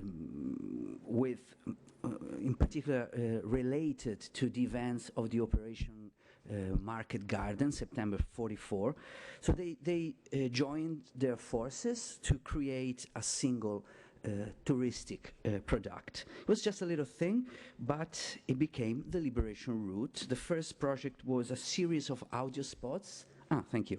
Thank you very much. Okay, so you know where Nijmegen is. Okay, I go on. So audio spots and plugs placed on the wall sides, places to read and listen to the local history. So in 2014, many other European countries joined Liberation Route. Thanks to funding from the European Union through the COSME program, the COSME program enabled to create Liberation Route Foundation, and with the opening of 2 offices, one in Brussels and one in Netherlands, and the Liberation Route Foundation was officially inaugurated in Normandy in 2014 during the commemoration of the landings. Okay. So in 2019, Liberation Route Europe becomes a certified is certified as a cultural route of the Council of Europe. So a great recognition that gives prestige to our work, putting us in a large and active international network. The Liberation Route now, 2022, has 11 members, European countries, and can count more than 400 partners between Europe and North America. The members are mainly museums, associations, tourist boards, local and regional authorities, but also tour operators, universities, research centers, or hiking association. In addition to Belgium and Netherlands, the foundation has national offices in UK, in Germany, and in Italy from 2019, the Italian branch. In Italy, there are 13 members, mainly in Tuscany. Our office is based in Lucca, in Tuscany. But we have the city of Lucca, of course. We have Sant'Anna di Stazzema, but also the National Institute, Istituto Parri, the main national center of the history of the resistance. The region Tuscany joined our organization, the city of Milan, and very soon Emilia-Romagna and Lazio are going to join our network. So three are the pillars of our programs. Youth programs kind of very active way to transmit history to youngsters. And then we have Europe Remembers, an inspirational portal and sites to bring together sites and events of remembrance tourism. And then the hiking trails, the international hiking trails. So, which is the creation of a network of trails that follow the Allies to liberate Europe between 1943 and 1945, or to follow, for example, in Italy, the resistance fight. The aim is to map 10,000 kilometers all along Europe. That allows a new way of experience and learn history, new way of experience the route, no? And learn history together by hiking, walking, and cycling. Our objectives: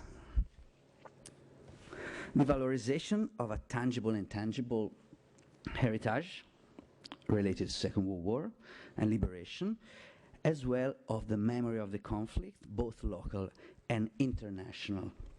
The transmission of memory, especially in a historical period in which nationalism and fake news are growing, through educational programs, through historical contents and awareness campaigns. Number 3, so a multi-perspective approach. So Liberation Route Europe adopt a multi-perspective approach to tell the history of World War II, taking into account as many perspectives of the conflict, women and men, civilians and soldiers, linguistic and ethnic minorities, etc., in order to bring back the complexity and the drama of the war experience.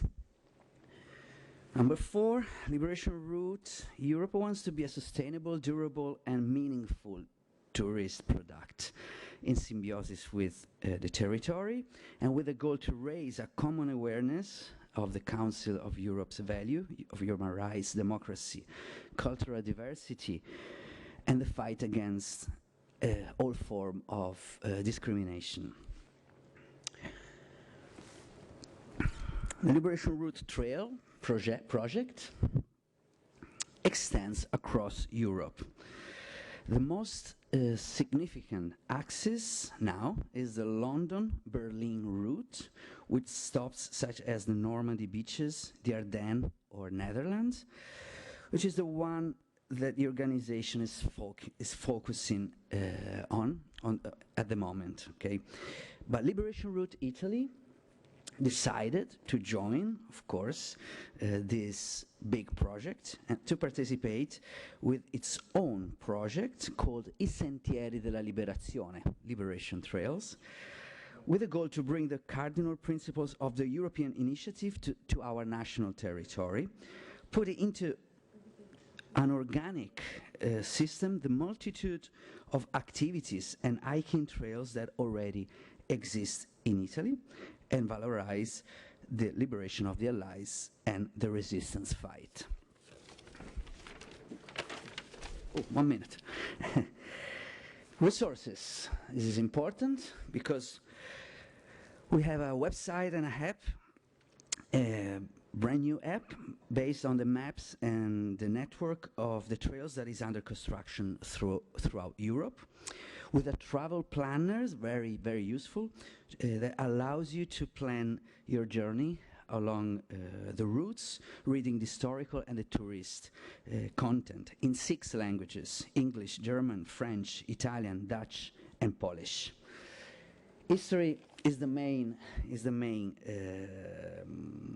heart of our mission, of course, the legacy of World War II, the liberation of Europe from Nazi occupation, and its role in the future construction of peaceful, democratic, and inclusive societies. And to do this, we have a scientific committee. There's an international scientific committee. Italian organization has its own scientific committee. Here you will have the pleasure to meet our president, who will follow me after in the second part, Mirko Carrattieri. So the scientific committee, of course, guide the creation and revision of new contents. A very famous architect was involved. His name is Daniel Libeskind. He designed a family of markers for Liberation Europe called vectors of memory. These markers are placed at key points along the trails, but also outside museums and places of memory. As supporters, Liberation Europe is supported by VU funds, the Dutch Fund for Peace, Freedom and Veterans, and by the German government. It was the German government, through its embassy in Den Haag, to believe in Liberation Route project and enable the realization of the routes and the digital infrastructure. The Italian initiative received the patronage of the Ministry of Culture in 2020. So thank you very much. Okay.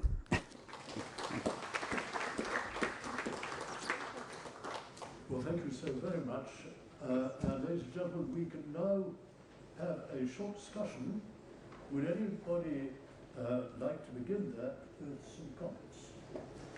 Please, if you feel inclined to be, raise your identity cards and then it can be done.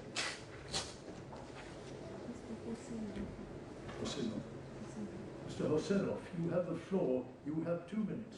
Thank you, Chair. Everyone is very sensitive to the cultural heritage. They consider it important to preserve and pass it on to new generations, and no one doubts that the most reliable bridge connecting nations is culture and its treasures. There is an ancient historical parable that a man is an enemy of what is unaware. It may have been harshly said, but in any case, an important truth is hidden in this statement. In order to be friends, to love, to get closer, you must first get to know each other. In this sense, it is difficult to imagine a more powerful tool than culture. Therefore, in my opinion, priority should be given to practical actions and not to the repetition of already known truths about the intensification of intercultural dialogue. The Council of Europe can make an unprecedented contribution in this direction. It has the potential and opportunity to take real steps. We just need to seek for new ways to do it. With all this in mind, I prepared separate documents in Council of Europe in the early 2000s, including motions for recommendation and resolution signed by dozens of members of the Assembly. The establishment of Council of Europe Museum in Strasbourg, including the creation of its electronic version by joint efforts of the member states, was one of these ideas. Museum demonstrating the culture of 46 countries and the path of historical development of the Council of Europe. I put forward the idea of creating a joint anthology, European culture.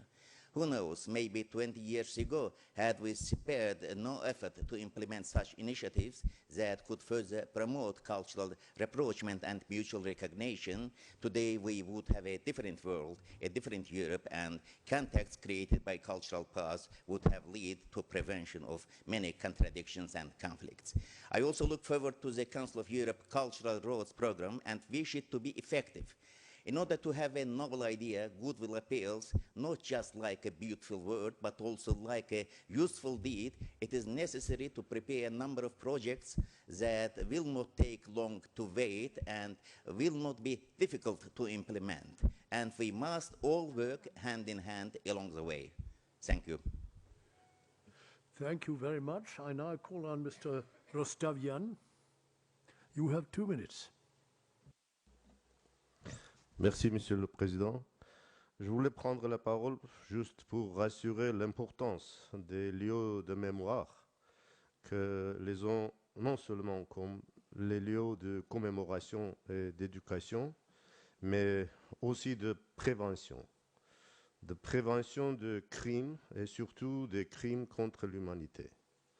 Donc, le rôle des lieux de mémoire, c'est bien aussi de prévenir des crimes contre l'humanité, comme c'était le cas de l'Holocauste, du génocide arménien et des autres crimes de génocide en général. Mais il ne s'agit pas ici jamais de lieux qui encouragent la violence, loin le butin de guerre. Merci.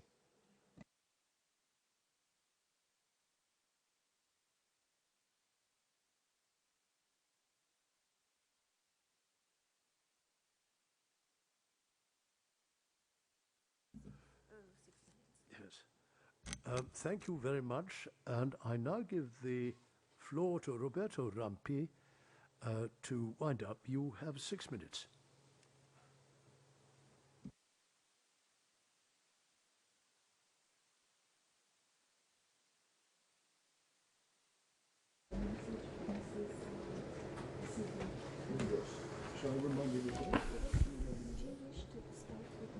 Yes, I prefer, yes, exactly. I was trying to tell that in that microphone, that I come here not for me, but for my colleague, and it's a great honor, Liliana Segre, that I believe needs to be here. And andrò a leggere questa lettera, questo saluto, che Liliana Segre ha voluto scrivere alla nostra Assemblea parlamentare e alla nostra Commissione Cultura in particolare. Io credo che lei avrebbe veramente molto desiderato essere qui in presenza, in persona. Voi sapete che Liliana è un membro del Senato italiano, secondo uno strumento che usa l'Italia, che ha la possibilità di nominare alcuni senatori a vita per i grandi meriti che hanno reso alla Repubblica. E Liliana Segre è stata nominata senatore a vita per il suo lavoro straordinario di coltivazione della memoria dell'Olocausto nelle scuole italiane. Liliana è una di quelle ragazze che ha vissuto la tragedia dell'Olocausto, che è stata deportata nei campi, è una di quelle poche persone che è sopravvissuta ed è una donna che ha deciso di dedicare una grande parte della propria vita da un certo momento in avanti, come è successo con uno straordinario fenomeno che è accaduto a un certo punto in Italia e su cui bisognerebbe ragionare proprio nella logica dei percorsi della memoria, ad insegnare nelle scuole, a raccontare ai ragazzi e a portare la propria esperienza ai più giovani. E molti di questi sopravvissuti ci raccontano, quando succede, che in qualche modo hanno trovato un senso del loro essere sopravvissuti proprio in questo passaggio a delle nuove generazioni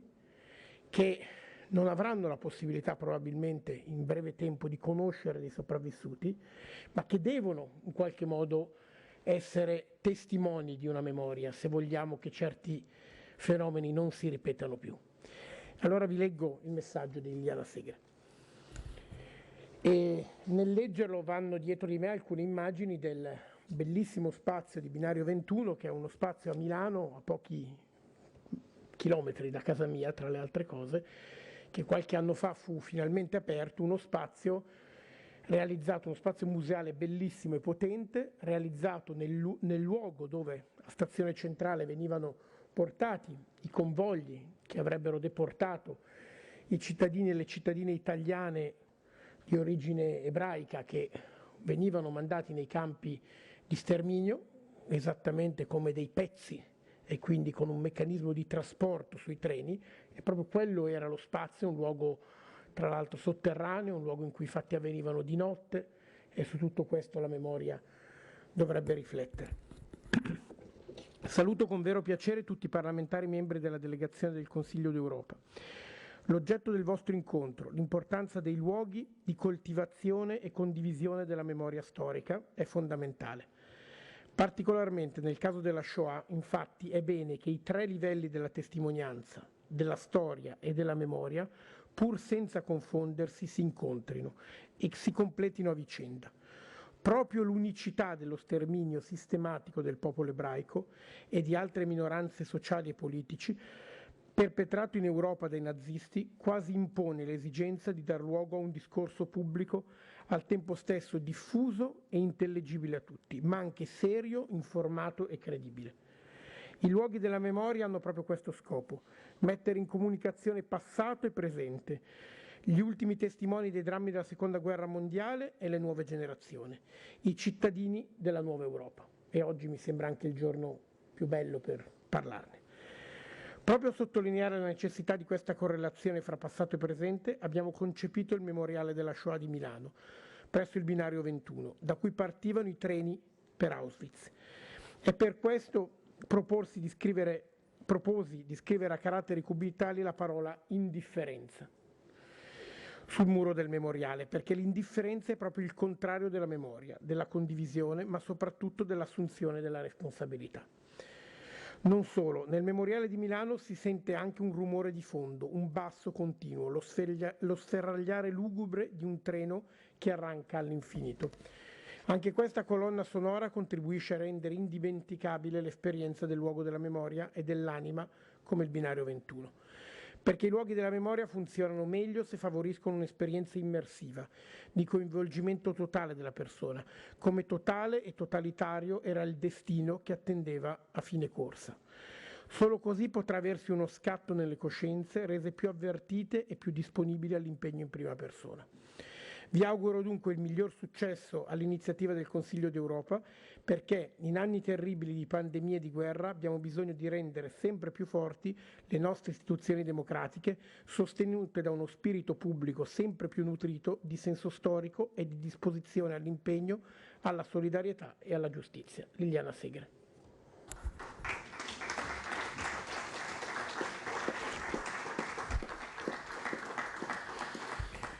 Ecco, io non aggiungerò molte parole, Presidente, a questa introduzione, perché potrei semplicemente metterla agli atti e farla mia. Credo che la collega Liliana Segre, che tra l'altro è un membro attivo del Senato italiano, che ha promosso da senatrice una importantissima azione nella Commissione Cultura, qui in Senato, di cui io faccio parte, sull'insegnamento della storia nella scuola, che ha promosso un'altra importante iniziativa di cui oggi è Presidente, per cui il Senato italiano ha dato vita a una commissione che lavora sul linguaggio dell'odio, e una cosa simile l'abbiamo anche noi al Consiglio d'Europa sull'hate speech.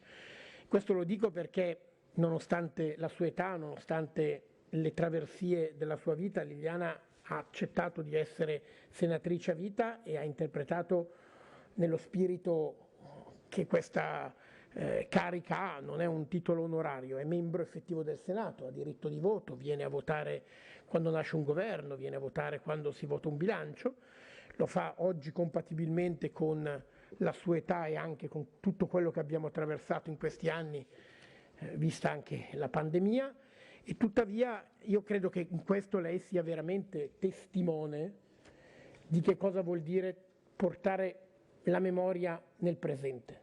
Non solo ricordare, ricordare vuol dire portare al cuore, no?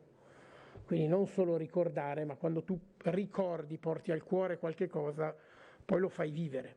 E io credo che il senso del nostro lavoro di oggi, degli itinerari, delle vie culturali, ma anche quello degli spazi della memoria, sia esattamente questo. Noi abbiamo un grande bisogno di rompere delle barriere.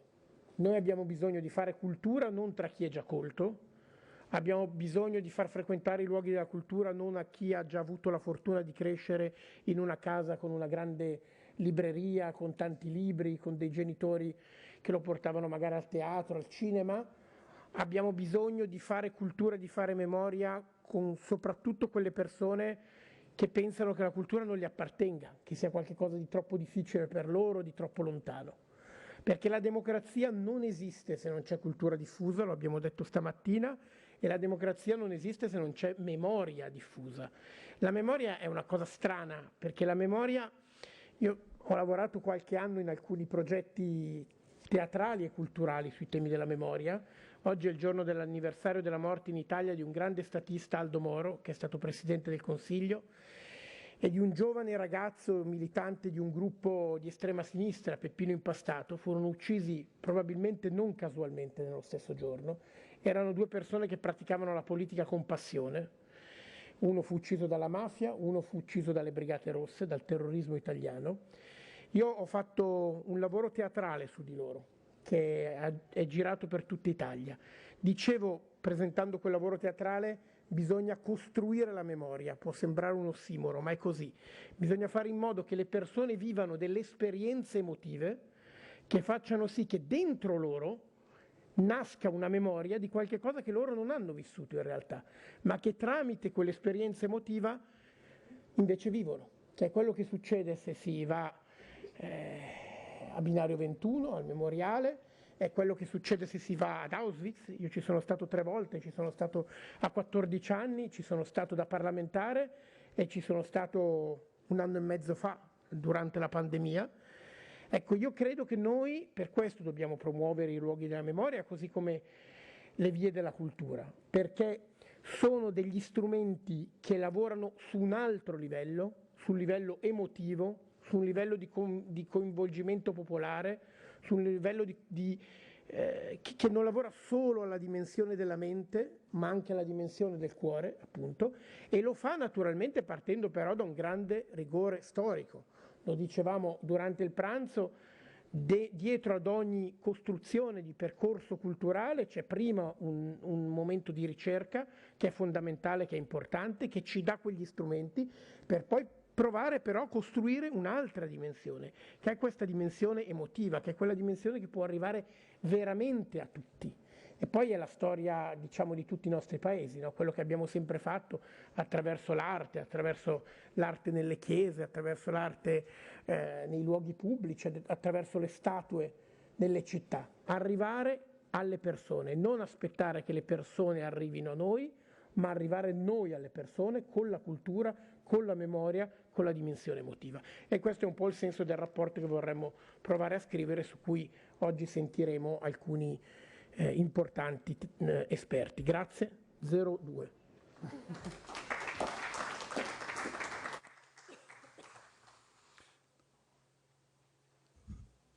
Roberta, thank you so very much.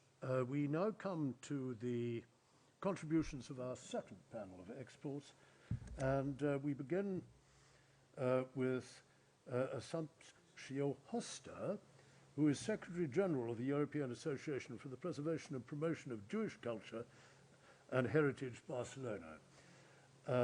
Assumption Hoster, you have the floor at the rostrum, if you would be so kind to come and address us there.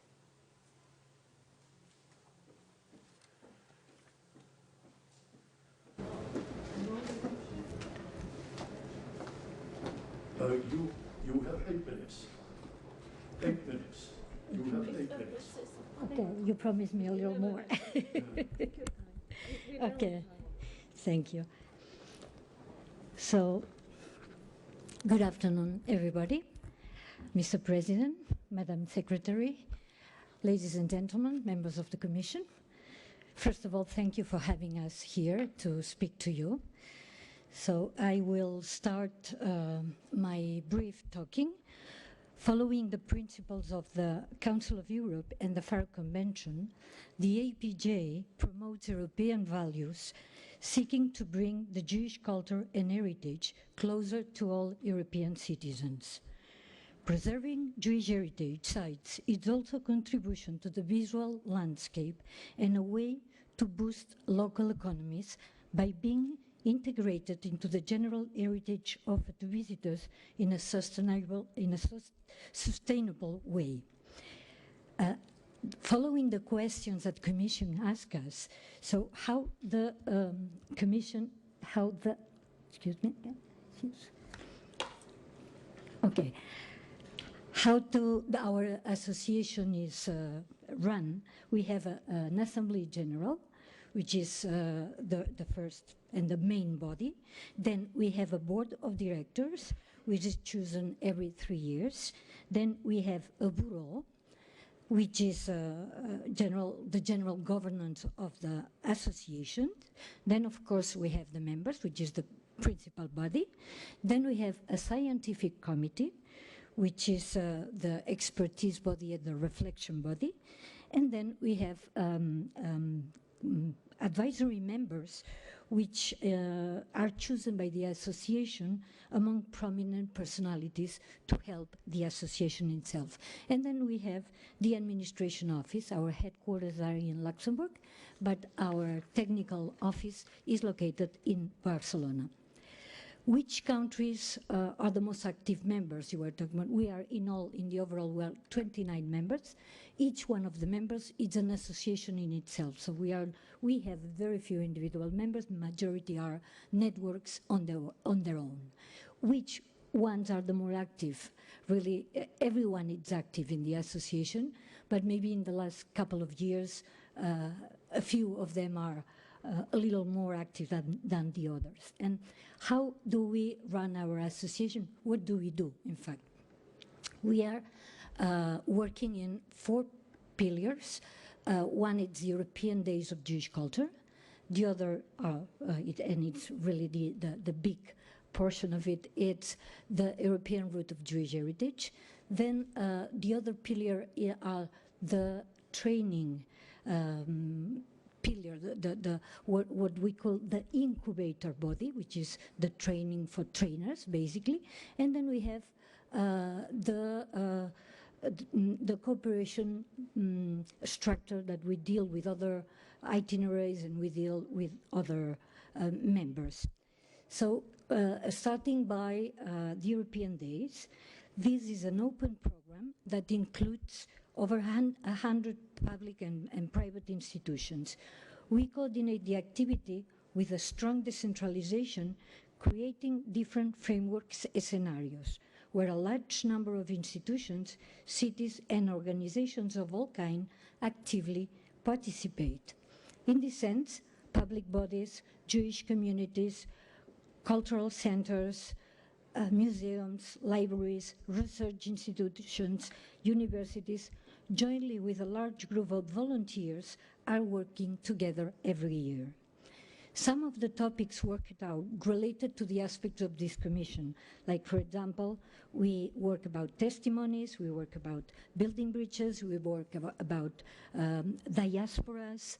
Then the next pillar we are working with are cultural roots. That's really our aim project, and aims to create a link between sites and people, which have interests or connections with Jewish historical and heritage, cultural heritage.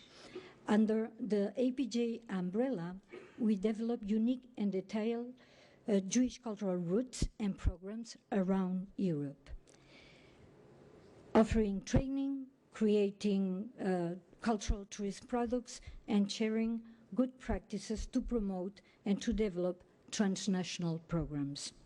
Through sites, experiences, and communities, we wish to create a true open-air museum. Then the other section we are working with are one of our main programs called Incubator. Incubator is a very successful program which helped to build capacity governance and strengthen cooperation through our members. It's a tool to enlarge the organization and to ensure the correct methodological and scientific development of local, regional, and national itineraries following the Faro principles. We already had several of them.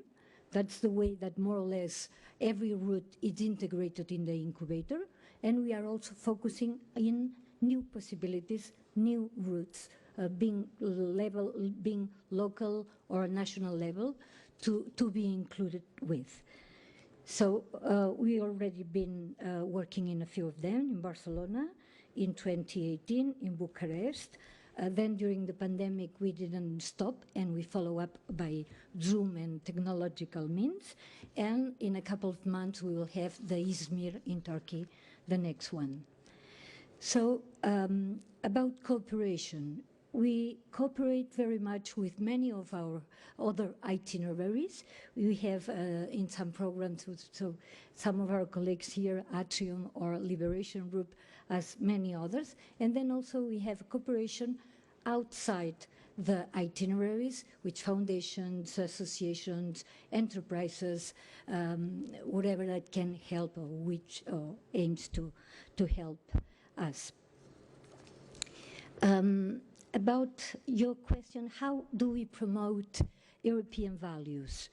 Well, the field of the remembrance, education, sensitivity and controversy, human rights, education for democracy, democratic citizenship plays a central role in the projects we work with. Heritage that has often been affected by a very dramatic episodes in history, as we just really saw previously. Jewish culture and history needs to be integrated into European heritage, identity, which is not, or not in many countries in regular basis. To shape Europe's future, people need to know, and people need to understand its past. Knowledge about Jewish life is essential to overcome anti-Semitism. Educational and research are crucial.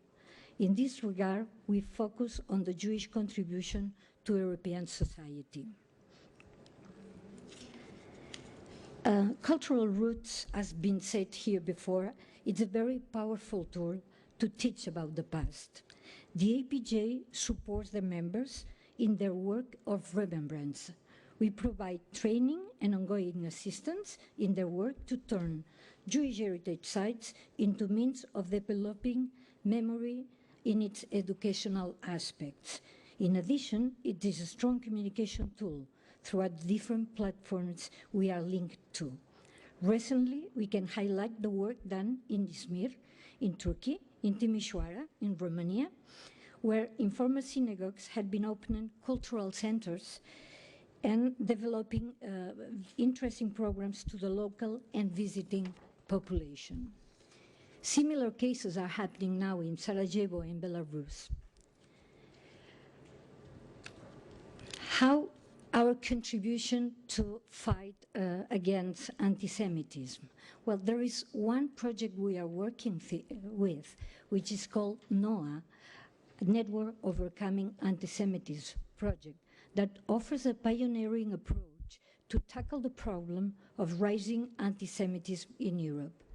This is a unique partnership of major Jewish networks that evaluates policies across Europe and gives some help about developing holistic national action plans to address and prevent anti-Semitism.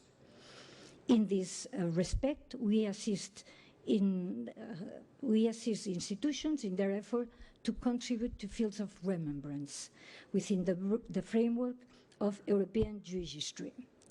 Of course, culture and heritage plays a key role in this regard as a means of empowering communities, as well as in the development of an open and pluralistic and accessible remembrance culture. On the way of our exchanges, to whom we are exchanging projects, we are working in a few projects, for example, Fab Roots, the first one on top, that we are working in 8 different partners. 6 of them are European itineraries. Or, for example, Walking Europe, that is also it's a program of a Creative Europe program, which 4 partners, 4 of them are cultural itineraries. Some of them are here with us today. Then the first one, it's related to improve the member skills. The second one is based basically on involvement and cultural management and marketing and storytelling, basically. Then we have Jewish history tools, and I'll talk a little more about it later, because this is really an online program for us, a very powerful tool. And then we have, and basically as we are in Italy, we are in Rome now, we have a program called Midor Ledor, which means from generation to generation. That's it's a program that was born in Poland around 2012, and now this past year has been launched here in Italy, and we are working in cooperation with IDUCE, the Italian Union of Jewish Communities, and the APJ here. And of course, we are very active in the seminars that the Council of Europe are celebrating every year. since the one in Strasbourg celebrated in 2012. That was the first one. And then every year we had been participating on them. And the next one will be in France, in Fontainebleau, in a couple of months from now. So another question that was about the Parallel Traces program. That was also a program that started in 2019. We had been working 5 cities around Europe: Girona in Spain, Wrocław in Poland, Tbilisi in Georgia, Sighet in Romania, and Belgrade in Bosnia, where artists from each one of the countries had been working in a contest, and then we had been displaying an exhibit, exchanging good practices. And at the end, what happened is in every one of those cities, the material remains, and we had been working also with augmented reality and very powerful tools on art. So how do we transmit this? For us, archives and research are fundamental. Some places keep physical remains, other just the memory of them, but not the physical ones. But in almost every country, we do have tangible resources as archives, archaeological remains, pieces of art, and of course, intangible worldwide can be traced like music, literature, gastronomy, and many others. That's in fact the reason of the primary celebration of the European Days of Jewish Culture in 1999 that had been transformed into European Days that takes place every year from September to December. Besides parallel traces that we already spoke about, we are working with Jewish History Tours, which is a tool of Europeana Generical Services, which is co-financed by the Connecting Europe facility of the European Union, to create engaging online tours using Jewish heritage data as pan-European topics. Many of our members are working in this program, and really it's working out, and it's facilitating visiting worldwide. The other question was, how about sustainable development activities promote dialogue? So we think that, yes, this is one of our major goals. Big cities are not normally, they already normally have the support from regional or local administration, even at the national level. On the other way, rural sites, they seldom have enough support, and it is in that way that APJ is supporting their issues to combine both, to take them and to be like a locomotive from the rural places. One of the best examples is, again, the European Day of Jewish Culture. During the latest years, we had been working in several common projects. Actions and rules are discussed among all members, and final agreements are adopted on the General Assembly. At the same time, the APJ only takes the role of the coordination. Each one are developing their own programs, looking after the financial support to it, and from this experience we share all together. There is a lot to learn, and at the same time a kind of very useful competitiveness that enrich the democratic dimension. Besides what has already been said, we shall thank all of our members for the cooperation during this long pandemic period in which technology had played an important role. In this sense, we did the Hanukkah all together. So all members, we had been celebrating together Hanukkah through the platform. Had been the first experience, and I must say that had been really very successful. And finally, and I'm finishing here, in 2020, for the next year, 2023, we have submitted a project to the third program that revolves around European remembrance. In this proposal, we are participating with the Liberation Route, which is here among us today, and what we hope it will be our first adventure together. So thank you so much for your patience, for your time, and we are here to ask any question that you may have. Thank you.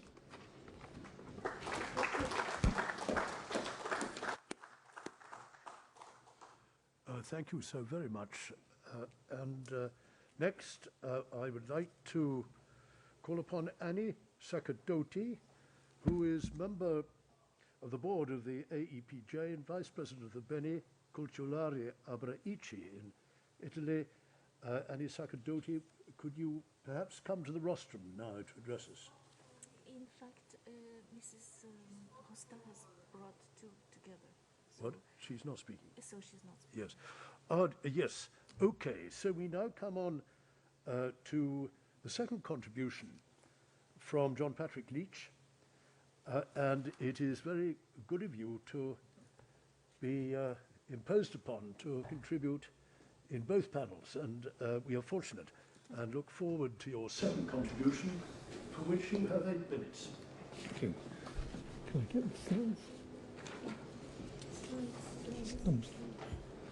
Which one? It's number 18. 18?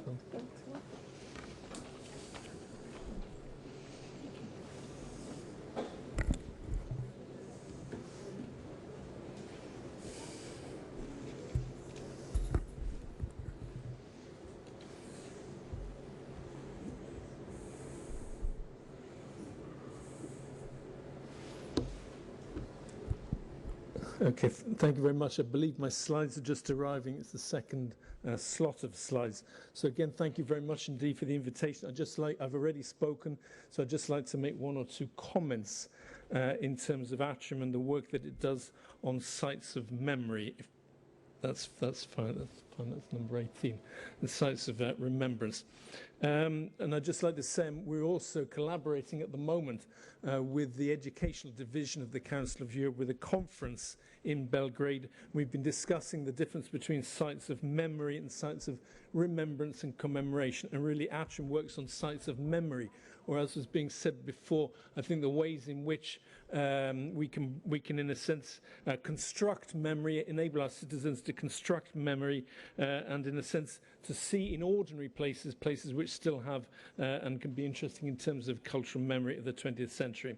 And I'd just like to stress once again the difference between Atrium and some of the other cultural routes, in the sense that we have a very dissonant heritage, a difficult heritage. It's much easier, it seems to me, to work on celebrative heritage. Just give you 2 examples, not to diminish these in any way, of course, but Santiago de Compostela or the European Mozart way celebrate a shared identity, shared history, whereas we work really on a dissonant heritage, a heritage which is difficult and contrasting, if you like, is a heritage of totalitarian regimes, which is in contrast to our democratic values of today.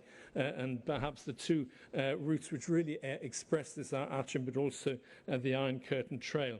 So I'd just like to stress once again that we begin with the problem, if you like, of a heritage in a place like Forlì, which is a Città del Duce. What do you do with that heritage? How can you look at that heritage and appreciate its architectural and urban excellence, but also re-historicize, re-semanticize, if you like, the totalitarian regime which gave rise to this, and bring in the idea of memory in terms of fascism, even in terms of ordinary cities that people live and work in. And I'd just like to give some examples, not specifically of activities, because all our members undertake activities with local associations, with cultural associations, and with schools, but just to put together some of these examples of the towns which are members of our roots. For example, Labin and Raš in Croatia, which were 2 mining towns which were constructed by Italian fascists in the 1930s. So this, again, has a difficult relationship to its urban population today. And here you can see the mine shaft with Tito on the top of it. Or Dimitrovgrad in Bulgaria. Again, Dimitrovgrad was just a small village, but it was an example of top-down industrial expansion, industrial development on the part of the Soviet-led Bulgarian state. There was a large chemical plant there, and thus also was constructed an administrative and residence centre near it. So it is a town which in a sense has that history of its relationship to totalitarianism to tell. Two other examples, sorry. Carbonia in Sardinia, another example of fascism's need to have coal resources, and again it's a foundation town constructed more or less ex novo in the 1930s, or Tresigalo, which I've already mentioned, which was again the site of a chemical plant in the Ferrese area. And this is particularly difficult because it was constructed more or less from scratch by a fascist leader, Edmondo Rossoni. Ste, I've also mentioned as well as a uranium mine town in Romania. Tor Viscosa in northeast Italy is also another member of ours, which was similarly involved in textile or production. And finally, so there's one or two other elements, again, ordinary places which really are not sites of remembrance, but can be sites of memory. Cesinatico and Cervia on the Romagna coast in Italy, which are spa towns, and are leisure developments, and fascism was particularly interested in sending children to the sun for heliotherapy in order to construct warriors for the fascist regime. And this, for example, is something which also took place in the north of Germany in Prora, which is an enormous Nazi-built heritage leisure development. And also leisure developments in cities like Iași in eastern Romania, where you can see here you've got leisure developments of culture linked to the propaganda of the regime. Another similar European dissonant heritage, the spa towns, particularly important in Italy. Both Castrocaro and Fratta near Forlì were constructed under the regime and were spa towns for fascist functionaries. Also, there's another element of this, of course, is national expansion. In particular, here the example is in northern Italy, in Merano, Meran, where the Italian, also in Bolzano. Bolzano is not a member of ours, where the fascist regime was expanding and giving its national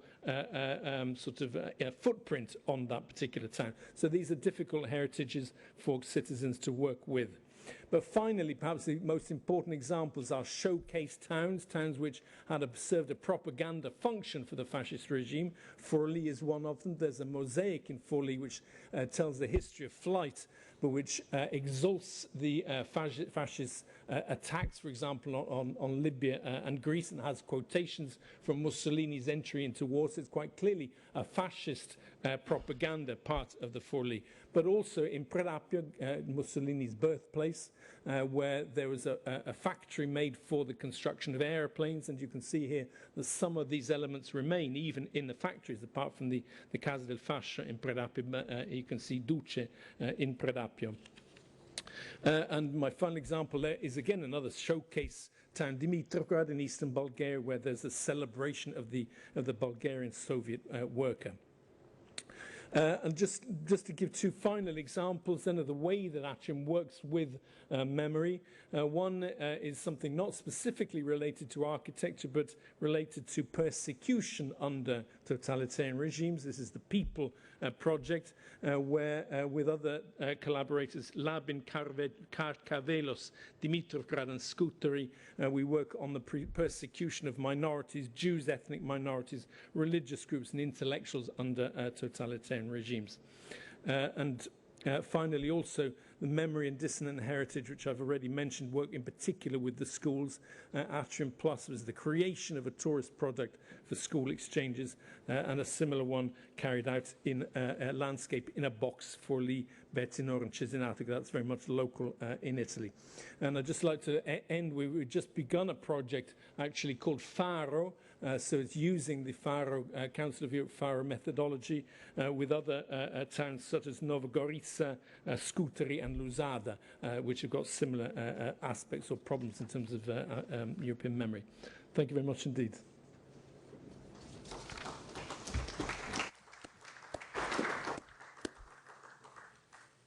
Thank you so much for your for that contribution. I now call on the last expert in the second panel, who is Mirko Caraccieri, President of the Scientific Committee of Liberation Route Italy.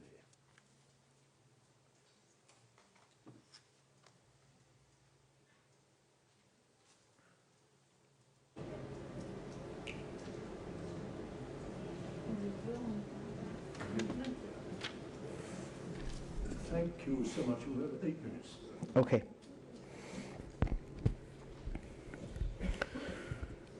Thank you for the invitation. Good afternoon.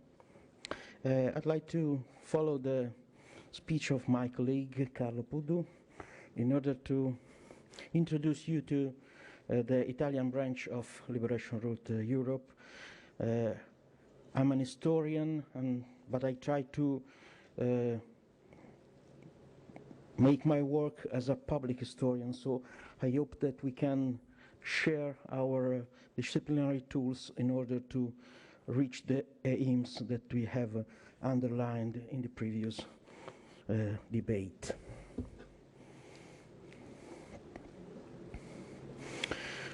So, you have already known that Liberation Route has 13 members in Italy. Among those, some municipalities, associations, but also memory sites.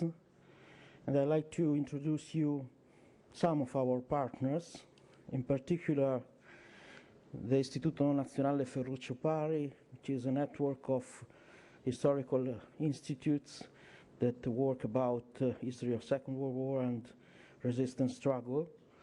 And we have a new venue in Milan, in the Casa della Memoria, and we had some important projects also with other countries. For example, an atlas of the massacres, Nazi and fascist massacres in Italy with the German embassy, and nowadays another important project with the German embassy, an exhibition about memory sites in Italy for the German public, Eine andere italienische Reise.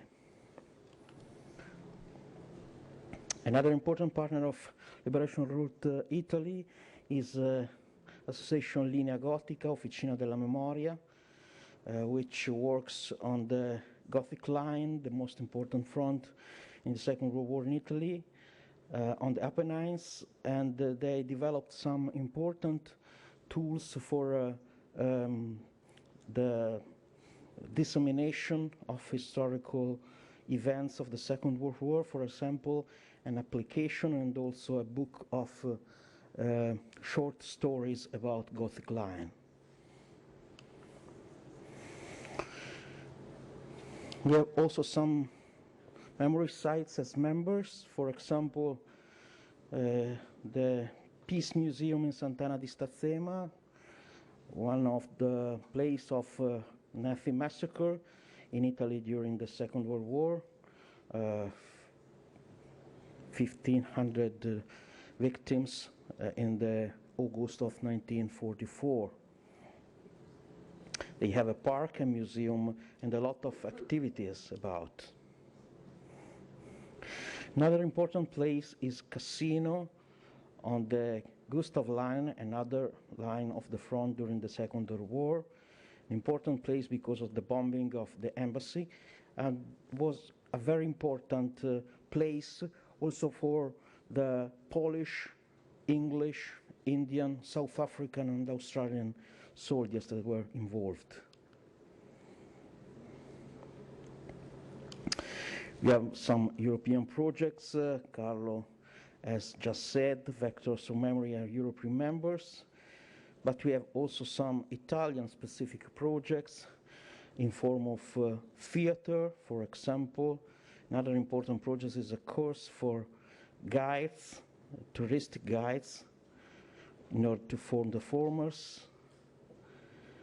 And now we are developing a new project about the Gothic line, which is a very important one because of the collaboration of two important regions of Italian state, Emilia-Romagna and Tuscany, and because this front in the middle of Italy was very important because soldiers of 40 countries were involved during the Second World War on that place.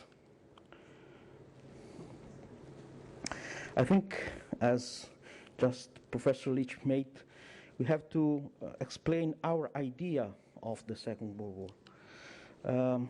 In Italy, there are three different ideas, representation of the war. The first one, the most spread, is the idea of the Second World War as a war of liberation from the Germans, so a sort of second risorgimento. And it's a very important perspective because it was the most ancient one, and but also a modern one. For example, the song Bella Ciao, that we probably all of you are aware, was recovered in the recent network House of Cards. Another point of view of our war was the Second World War as a civil war in Italy, a war between fascists and anti-fascists. So now another dissonant and difficult heritage for us. But also the idea of the World War II as a big cut, a sort of transformation phase, because after the war we have a new constitution was signed in the sala where we eat, and then the vote for women, and also the republican system after the monarchy. As to our approach, just a few things. First of all, we are working about memories, at the plural, and history, which are different things, and you have to remark this. But also find new ways to combine and cross these two dimensions in order to overcome the risks, dangers of memory, which is not so simple thing. Another important idea is to let the sides speak, because undoubtedly memory sites can be important witness of the past, but they need some mediator. And so the public historians and the memory operators are necessary in order to make them speak in the proper way. It's very interesting, the tips about the difference between memory sites and history sites, reals of memory and memory sites, also in the Italian debate. Nowadays we have also some networks of memory sites about the Second World War in Italy. For example, Paesaggi della Memoria, Landscape of Memories, which is a new network of about 30 places in Italy which are working about deportation, war, and resistance. An important method of our work is hiking, as Carlo said before, and we have some important experience both on the Gothic and the Gustav lines of historic trails following the ways of partisans and soldiers during the Second World War in general, with important products as books, guides, and also sites, digital ones about.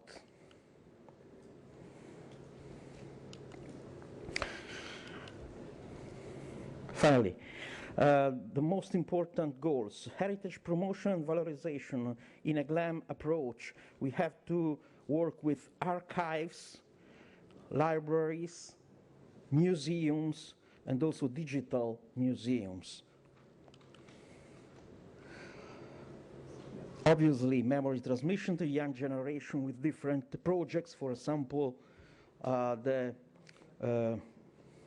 the peace schools in Sant'Anna di Stazzema and Montesole, two important places of Nazi massacres that are becoming places of sharing and education.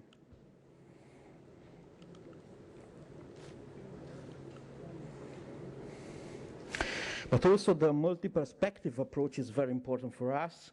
Multi-perspective in different sense. For example, watching at the Second World War from different point of view. For example, the German one and the British one. So we work with National Archives, but also with Institute for Zeitgeschichte, but also different approaches to history of the war. For example, the oral history one, or the iconographic one through the cinema, for example.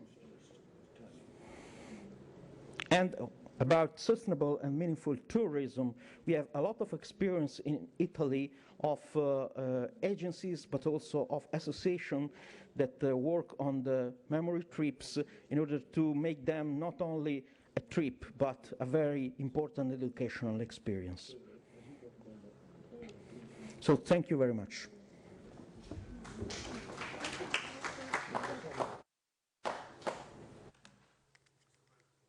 Thank you very much.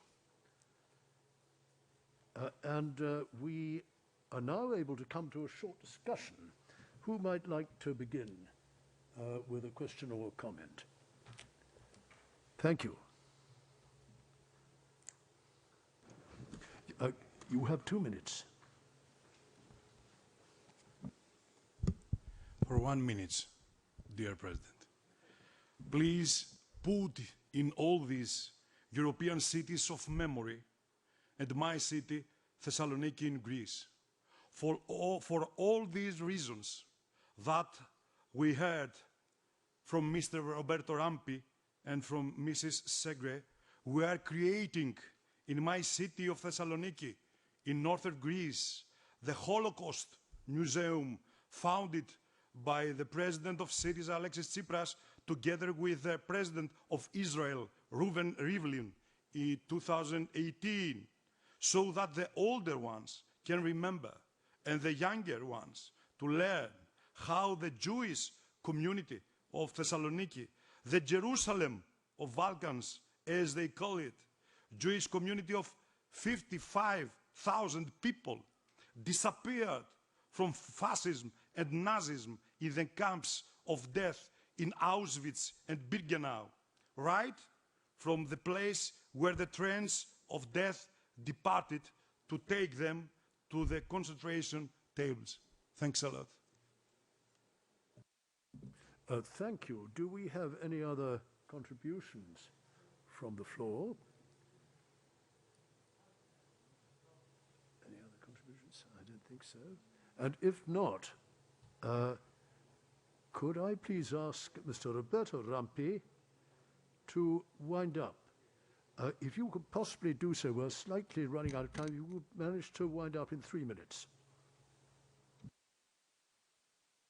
Sì, anche meno, siamo abbastanza giusti. Io credo che siano stati chiariti molto bene alcuni elementi che trovo straordinari, sono emersi anche, devo dire, durante il pranzo, abbiamo lavorato anche durante il pranzo.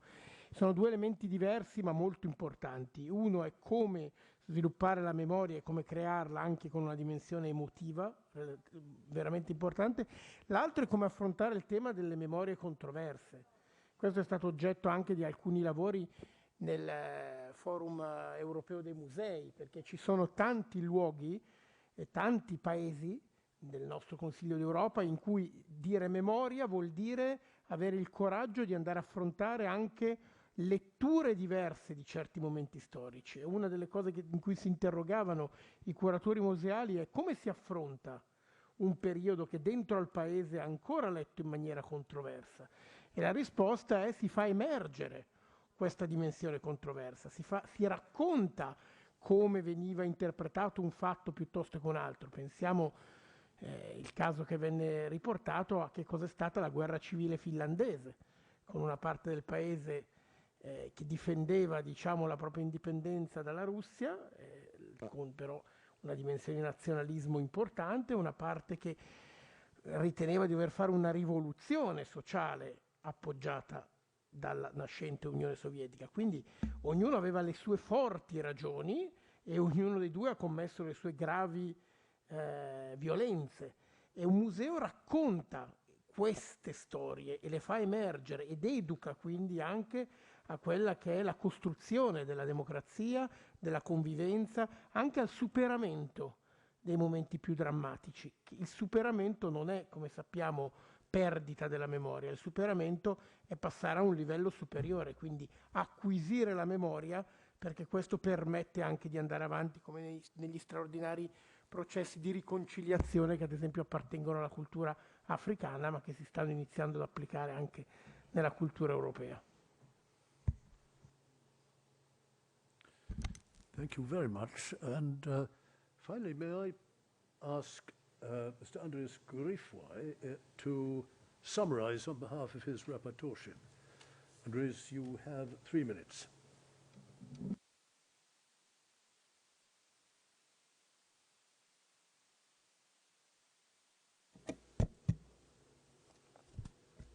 I think you mean myself, yes. I know I have a very, very difficult name. You know, it's not my fault. It's the fault, I will say, from my father. So my family name is Griffwey. Just speak it like a French name, and my first name is Andries. But this, you can say Andrew, André, Andrea. You have a lot of possibilities. But you still will remember it. But the first time I was hearing about the cultural roots was about 5 years ago, when I was on a fact-finding tour in Istria, where we saw a very, very, very small church, and there the guide said to me, but you know, there's not only this church, it's connected with a lot of other churches, just in France. And for me, it was a little bit, I don't say shocking, but it was quite interesting, because then you can see that culture is more than only one nation. Culture can connect nations, and culture connects people. And when you have the first discussion, this was also what I mentioned over here. Because of the COVID, we were disconnected. And we have to reconnect. And reconnect is possible by culture. And if you see then that culture goes through different countries, connected by a certain theme. Well, this is what's happening with this cultural roots. I think that's a very nice idea, and then we have to emphasize it.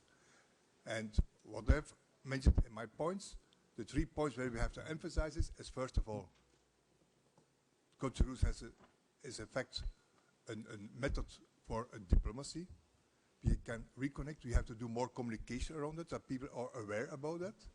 And I find, for example, the presentation of the different examples very nice to see, where you can find, in fact, where you can discuss about the item. It's not only architecture, but we can discuss about it. And of course, why not? Innovation can also be implemented, and that kind of culture. Culture is not only the old-fashioned culture that we sometimes think, but can be more. Can be also part of, let us say, a small tourism, not a mass tourism, etc. So I think we go to very nice hearings also in the future, and I hope that we can come back with a nice text. Thank you. Thank you so much. And before closing the meeting this afternoon, I want to thank very much indeed our speakers for their contributions to what has proved to be a very useful joint hearing.